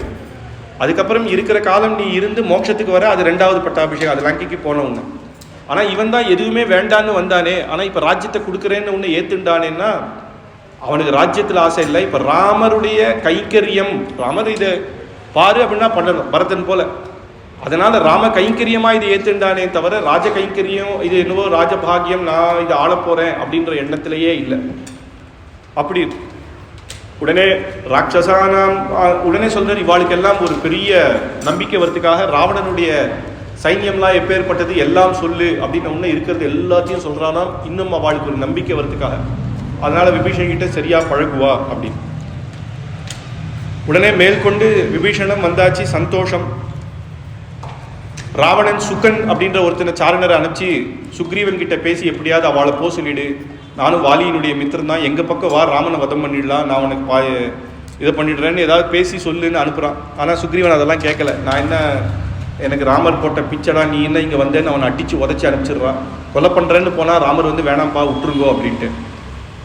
உடனே ராமர் சொல்கிறார், மேற்கொண்டு சமுத்திரத்தை எப்படி தாண்டணும் அப்படின்னு சொல்லும் பொழுது, சமுத்திரராஜன் கொஞ்சம் அடங்கினாதான் நம்ம வந்து மேற்கொண்டு இது பண்ணி போக முடியும் அப்படின்னு உடனே விபீஷன் சொல்கிறார். இப்போ தானே சரணாகதி பண்ணேன், சரணாகதி மேலே ஒரு ஆசையோடு சொல்கிறார். பெருமாளை பார்த்து, நீர் சமுத்திரராஜன் கிட்ட கொஞ்சம் சரணாகதி பண்ணிடுமே அப்படின்னு. ஆனால் சரணாகதி கூட ஒரு இது உண்டு, நம்மளோட யோக்கியத்தை இன்னும் பெருசாக முடியறவா கிட்ட தான் போய் பண்ணணும். நமக்கு கீழே இருக்கவா கிட்ட சரணாகதி பண்ணால் அது பலிக்காது. அப்புறம் பலிக்கலையேன்னு சொல்லக்கூடாது. அவளால் எப்படி, அவள் எப்படி ராமருக்கு இது பண்ணுவா உதவி. உடனே ராமர் அதை விபீஷன் சொன்னான்னு, ஏன்பா இது என்கிட்ட சொல்கிறேன்லாம் கேட்கல, உடனே சரணாகதி பண்ணுறார். சமுத்திரராஜன் சரணாகதி பண்ணுறார். 3 நாள் அப்படியே படுத்துட்டு இருக்கார். சமுத்திரராஜன் வருவானா பார்க்கலாம் அப்படின்னு. அங்கே வந்து சயன கோலத்தில் இருக்கிறான். திருப்புல்லானின்ற ஒரு திவ்ய தேசத்தில் இன்றைக்கும் ராமர் சன்னதி உண்டு. பகவான் சயன கோலத்தில் இருப்பார். அந்த சயன கோலத்தில் இருக்கச்ச அவருக்கு அப்படியே கையை கூப்பிட்டு விபீஷன் அவ்வளோ ஆச்சரியமாக சேவிக்கிறான். சயன கோலத்தில் சேவை. இவன் சயன கோலத்தில் சேவிச்சதுனால்தான் கடைசியில் தன்னுடைய குலதனமான ரங்கநாதன் இவர்கிட்ட கொடுத்தார். ஏன்னா அவனுக்கு அவ்வளோ ஈடுபாடு அந்த பெருமாள் மேலே. உடனே 3 நாள் பார்த்தார். இவன் வரவே இல்லைன்னு மகா கோபம் வந்தது. லக்ஷ்மணை பார்த்து சொன்னார், லக்ஷ்மணா பாத்தியா, நல்லவனா இருந்தா இதான்ப்பா பிரச்சனை. நம்ம புட்டிச்சு மிரட்டி கேட்குற வரைக்கும் சில பேர் மாற மாட்டா. இவன் பாத்தியா, சாபமானய சௌமித்ரே சரான்வாசின் விஷோபமான் சாகரம் சோஷயிஷ்யாமி பப்யாமியந்து பிளவங்கமா. இப்போ என்ன பண்றேன்னு பார், உன்னுடைய வில்லை எடு அப்படிங்கிறாரா. ஒரு சாதாரண வில்லு எடுத்துன்னு வரான். இந்த வில்லு இல்லை, பெரிய வில்ல எடு, அஸ்திரங்களெல்லாம் வீடு, நான் என்ன பண்றேன், சாகரம் சோஷயிஷ்யாமி, இந்த சாகரத்துல ஒரு பொட்டு ஜலம் இல்லாம நான் ஆக்கிடுறேன் அப்படின்னு பானத்தை எடுத்து சும்மா ஒரு 4-5 சின்ன பானத்தை போட்டேறான். சாகரத்துல ஜலம் குறைஞ்சது. சமுத்திரராஜன் ஓடி வந்து சரணாகதின்னு தன்னுடைய மனைவிகள் எல்லாம் கூட்டிட்டு வந்து பெருமாளுடைய திருவடியில வந்து அப்படியே காலில் சேவிச்சாராம். இது அப்படி சொல்லக்கூடாது, நீர் சரணாகதி பண்ணி நான் உடனே வந்தா லோகம் என்ன, நான் வந்து அந்த யோக்கியத்தையா நீர் சரணாகதி பண்ணி நான் கொடுத்தேன்ற மாதிரி ஆயிடும். எனக்கு அந்த யோக்கியத்தையே இல்லை, நீர் ஆக்ஞை பண்ணணும், நீ வா அப்படின்னு நீ கூப்பிடணும், நாம் பண்ணணும்.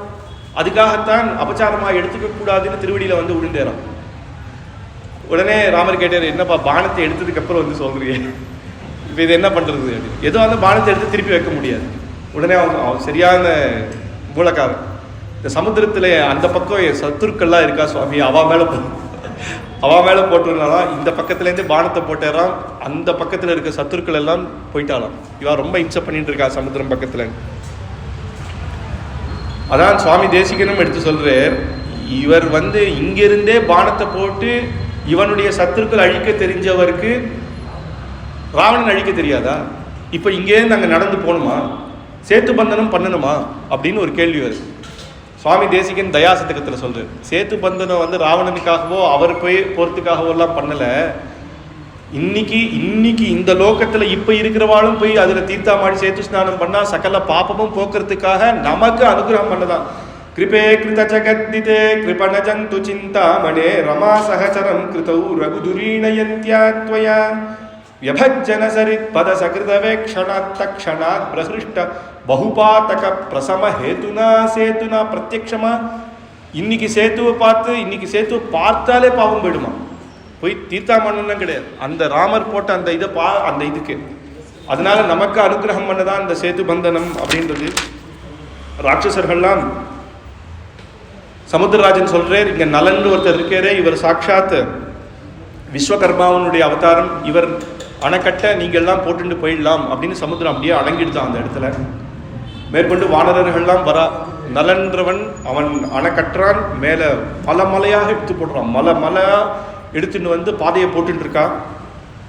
வரதராஜ பஞ்சாஸ்திர சொல்றார், ஏனாச்சல பிரகதினா ரிபு சம்சயார்த்தி தம் வீக்ஷ சேத்து வதுனாபி சரீரவந்தகா. அந்த சேத்துவை நீங்க போய் பார்த்தாலே போரும், உங்களுடைய சகல பாப்பமும் போயிடும் அப்படிங்கிறது. அப்படின்னா சுவாமி தேசிகன் காலத்துல அந்த சேத்து வெளியிலேயே இருந்திருக்கு. இப்போ அது உள்ளே இருக்குது. அதுக்கப்புறம் நாசாக்காரை கண்டுபிடிச்சிட்டு நீங்கள் சொல்கிற புராண கதையிலேயும் இந்த டேட் அண்ட் டைம் ஒரே மாதிரி தான் இருக்குது அப்படிங்கிறான். ஆனால் நமக்கு நம்பிக்கை இல்லை. அந்த சேத்து பந்தனத்தை தனுஷ்கோட்டி, அங்கே இடத்துல தனுஷ்கோட்டியில் வந்து வில்ல போட்டு அந்த இடத்துல தன்னுடைய திருவடியில் இப்படி போட்டு அவர் காட்டுறோம். அதனால தான் கோட்டி நதுலு உண்டக்கா தனுஷ்கோட்டி அப்படின்னு தியாகராஜர் சொல்றார். எத்தனை நதி இருக்கட்டும்பா, உன்னுடைய தனுஷ்கோட்டின்னு சொன்னால் உன்னுடைய திருவடி பலம் எங்களுக்கு போரும் அப்படின்னு. கிரக பலமு ரேவி ராமா, நீ அனுகிரக பலம் ஒக்கட்டி சால். இந்த நவகிரக பலம்லாம் எனக்கு வேணாம், அவங்களுடைய அனுகிரக பலம் ஒன்று இருந்தாலே போரும் அப்படின்னு. நலஹஸ்தனிவே சுவாமி தேசிகன் சங்கல்ப சூரியோதயத்தை சொல்ல, நலஹஸ்த நிவேசிதைருதக்ரை ஹிமவன் மந்தர மேரு விந்திய சிங்கை. மேரு மலை விந்திய மலை ஒவ்வொருத்தரும் எடுத்துட்டு போடுறாளாம். அப்படி போடுறான். ஒரு வானரன் 2 எடுத்துன்னு வரானா, ஒரு வானரன் 4 மலை எடுத்துன்னு வராலாம். அப்படி போட்டுட்டு அப்படி ராமரை பார்ப்பாலாம். ராமர் சபாஷ்னு வரான், சந்தோஷம். இந்த வாட்டி 4, அடுத்த வாட்டி 8. என்ன கூலி? நம்ம இவ்வளோ கைங்கரியம் மட்டுமே என்ன கூலின்னா, அந்த ராமன் பார்த்து சிரிக்கணும், ராமனுடைய அனுகிரக கட்டாட்சம் நம்ம மேலே படணும், அவ்வளோதான். மேலே போடும்போது அந்த இடத்துல சுவாமி திருமாலையில் தொண்டரடிப்புடி ஆழ்வார் ஆச்சரியமான பாசுரம். குரங்குகள் மலையை நூக்க குளித்து தாம் புரண்டிட்டோடி தரங்க நீர் அடைக்கல் உற்ற சலமிலானிலும் போலேன் மரங்கள் போல் வலிய நெஞ்ச வஞ்சனேன் நெஞ்சு தன்னால் அரங்கனார் காட்செய்யாதே அழியத்தான் அயர்க்கின்றேனே. குரங்குகள் மலையை நூக்க, ஒவ்வொரு குரங்குகளும் மலை எடுத்து போட்டுருக்கு. ஆனால் இந்த அணில் என்ன பண்ணுறதுன்னா, சலமிலா அணிலும் போலேன். நம்மெல்லாம் சொல்லிடுவோம், அணில் போல சின்ன கைங்கரியம் எனக்கு கிடைச்சது சுவாமின்னு. ஆனால் ஆழ்வார் சொல்கிறார், அப்படி சொல்லவே கூடாது. அந்த அணில் பண்ண கைங்கரியம் சாதாரணம் கிடையாது. எப்பேற்பட்டதுன்னா, வானரர்கள் அவா பலபராக்கிரமர்கள். இது நினைக்கிறதாம், இதுக்கு இருக்கிறது பிஞ்சு கை. இதுலேருந்து கொஞ்சம் மண் எடுத்துன்னு வந்து நம்மளால் கல் போட முடியலன்னா அது நடுவில் மண்ணெல்லாம் போடலாம் அப்படின்றதான். அதனோட கை இத்தினுண்டு தானே. அதனால் அது சொல்கிறதான், நேர போய் அந்த சமுத்திரத்தில் குளித்துத்தான் உடனே புரண்டுறது. அந்த புரண்டி திருப்பி மண்ணில் வந்து புரண்டுறது. அந்த ஜலத்தை பட்டோன்னா மண் ஃபுல்லாக, உடம்பு ஃபுல்லாக இருந்தால் இந்த மண்ணோட இவ்வளோ மண் அதிகம் தானே. அதனால் அப்படி பண்ணுறது தான். எப்பேற்பட்ட வானரர்கள் அவ்வளோ பெரிய கல் போடச்ச தன் உயிர் போயிடாதா. ஒரு கல் தெரியாமல் வந்து இது மேலே விழுந்தாலும் உயிரே போயிடும். தன் பிராணத்துக்கு ஹானின்னு தெரிஞ்சு இந்த கைங்கரியம் பண்ணுறது. வானரர்கள் எவ்வளோ பெரிய பலபராக்கிரமர்கள். காலில் ஒரு மிதிச்சன்னா என்ன ஆகும் அந்த அணில். அப்பேற்பட்ட அணில். அதான் சொல்கிறேன், சலமிலா அணிலும் போலேன். அதுக்கு அடுத்தது ஆழ்வார் தன்னை சொல்லிக்கிறேர், மரங்கள் போல் வலிய நெஞ்சம். என்ன அந்த அரங்கனார் காட்செய்யாதே, ரங்கநாதருடைய அனுகிரகத்தை பெற்றும் அவருக்கு ஒரு கைக்கரியமும் பண்ணாமல் நான் இருக்கேனே அப்படின்னு, அணில் போல இல்லாமல் நான் இப்படி இருக்கேனே அப்படின்னு வலிய நெஞ்சேன் அப்படிங்கிறேன். இத்தனைக்கும் ஆழ்வார் அவ்வளவு புஷ்பத்தோட்ட கைங்கரியம் போட்டு பண்ணவர் ரங்கநாதனுக்கு. மழை பெய்யுமா, மழை பெஞ்சா அன்னைக்கு நம்ம விட்டுருவோம், எதுக்கு நம்ம செடிக்கு ஜலம் கொட்டணும்னு. ஆழ்வார் பார்ப்பேறான், அது வருண பகவானுக்கு கிடைச்ச கைங்கரியம். என் கைங்கரியம் மிஸ் ஆயிடுது. ஆனால் அதே சமயத்தில் நிறைய ஜலம் கொட்டினாலும் மரம் செடி போயிடும். நம்ம அதுக்கு பைத்தியக்காரத்தனம் பண்ணக்கூடாது. அப்போ உடனே அதுலேயே வேற எல்லாம் போடுறது, அதெல்லாம் ஜலத்தை தள்ளி விடுறது, மற்ற செடிக்கு போகிற மாதிரி அந்த மாதிரி கைங்கரியத்தை அனைத்து நாளும் பண்ணக்கூடிய ஆழ்வார் வலியனே நெஞ்சு தன்னால் அப்படின்னு சொன்னேர்னா, ஆழ்வார் சொல்றார் அணில் போல நான் இல்லையேன்னு. நம்ம அவ்வளோ சுலபமாக அடியனை கூட ஆரம்ப காலத்தில் சொல்லியிருக்கேன், இந்த பாசுர கேட்கறதுக்கு முன்னாடி, அணில் போல நானும் கைங்கரியம் பண்ணேன் ராமா சத் சங்கத்தில் அப்படின்னு. ஆனால் அப்படி ஆழ்வார் வந்து அவ்வளோ ஆச்சரியமாக இங்கே எடுத்து சொல்கிறேன். உடனே மேற்கொண்டு ராமர் பார்க்குறேர், லக்ஷ்மணா அந்த அணில் பாரு எப்படி கைங்கரியம் பண்ணுறது, அதை கூட்டுண்டு வா அப்படின்னு சொன்ன உடனே அந்த லக்ஷ்மணன் அதை எடுத்துட்டு வந்தவுடனே தன்னுடைய தொடையில வச்சு அந்த அந்த அணிலுக்கு அப்படியே தடவி கொடுத்து அனுகிரகம் பண்ணுறேன் அப்படின்னு சொல்லி, பிஞ்சு கை வலிக்கிறதா அப்படின்னு அதை தொட்டு தொட்டு கொடுக்குறேன் ராமர். அதான் அந்த அணில் அப்படின்றவுடனே அந்த 3 இது ராமருடைய அனுகிரகம் அதுக்கு இருக்குது அப்படின்னு. எந்த வானரர்கள் அணை போட்டு சேது பந்தனமாச்சோ, எந்த ராமர் அனுகிரகத்தோடு நடந்ததோ இல்லையோ, நம்ம அணில் போட்ட கைங்கரியத்தில் சேது பந்தனம் பூர்த்தி ஆயிடுதான். எல்லாரும் வந்து சில பேர் நடந்தே வந்தா, சில பேர் பறந்து வந்தா, சில பேர் நீஞ்சிண்டு வந்தா, கோஷம் போட்டு ராம கோஷம் போட்டு அனைத்து பேரும் லங்கைக்குள்ள வந்தாச்சு. எந்த ராஜா தன்னுடைய கண் தூங்கச்ச கூட லங்கைக்கு போகணும்னு கூட நினைக்க முடியாது. அப்பேற்பட்ட லங்கைக்கு அத்தனை சைன்யமும் வந்ததும் உடனே தேவர்கள்லாம் வந்து புஷ்ப வருஷம் பண்ணி ராமருக்கு அங்கேயே ஒரு திருமஞ்சனம் பண்ணாலாம். ராத்திரி அவளுக்கு பயம், காத்தால பண்ணா அவா மாட்டிப்பா ராவணங்கிட்டு. ராத்திரியோட ராத்திரியாக பெருமாளுக்கு திருமஞ்சனம் பண்ணி மேற்கொண்டு ராவண வதம் பண்ணி பட்டாபிஷேகமாகணும் அப்படின்னு பெருமாளை பிரார்த்தனை பண்ணிட்டு எல்லாரும் சேவிச்சுட்டு போனாலாம். மேற்கொண்டு யுத்த காண்டமும் பட்டாபிஷேகமும் நாளைக்கு பார்க்கலாம். கவிதார்க்கிக சிம்ஹாய கல்யாண குணசாலினே ஸ்ரீமதே வெங்கடேஷாய வேதாந்த குரவே நமஹ. ஸ்வஸ்தி பிரஜாभ्यः परिपालयन्तां न्यायेन मार्गेण महीं महीषाः. गोब्राह्मणे च शुभमस्तु नित्यं. लोकाः समस्ताः सुखिनो भवन्तु.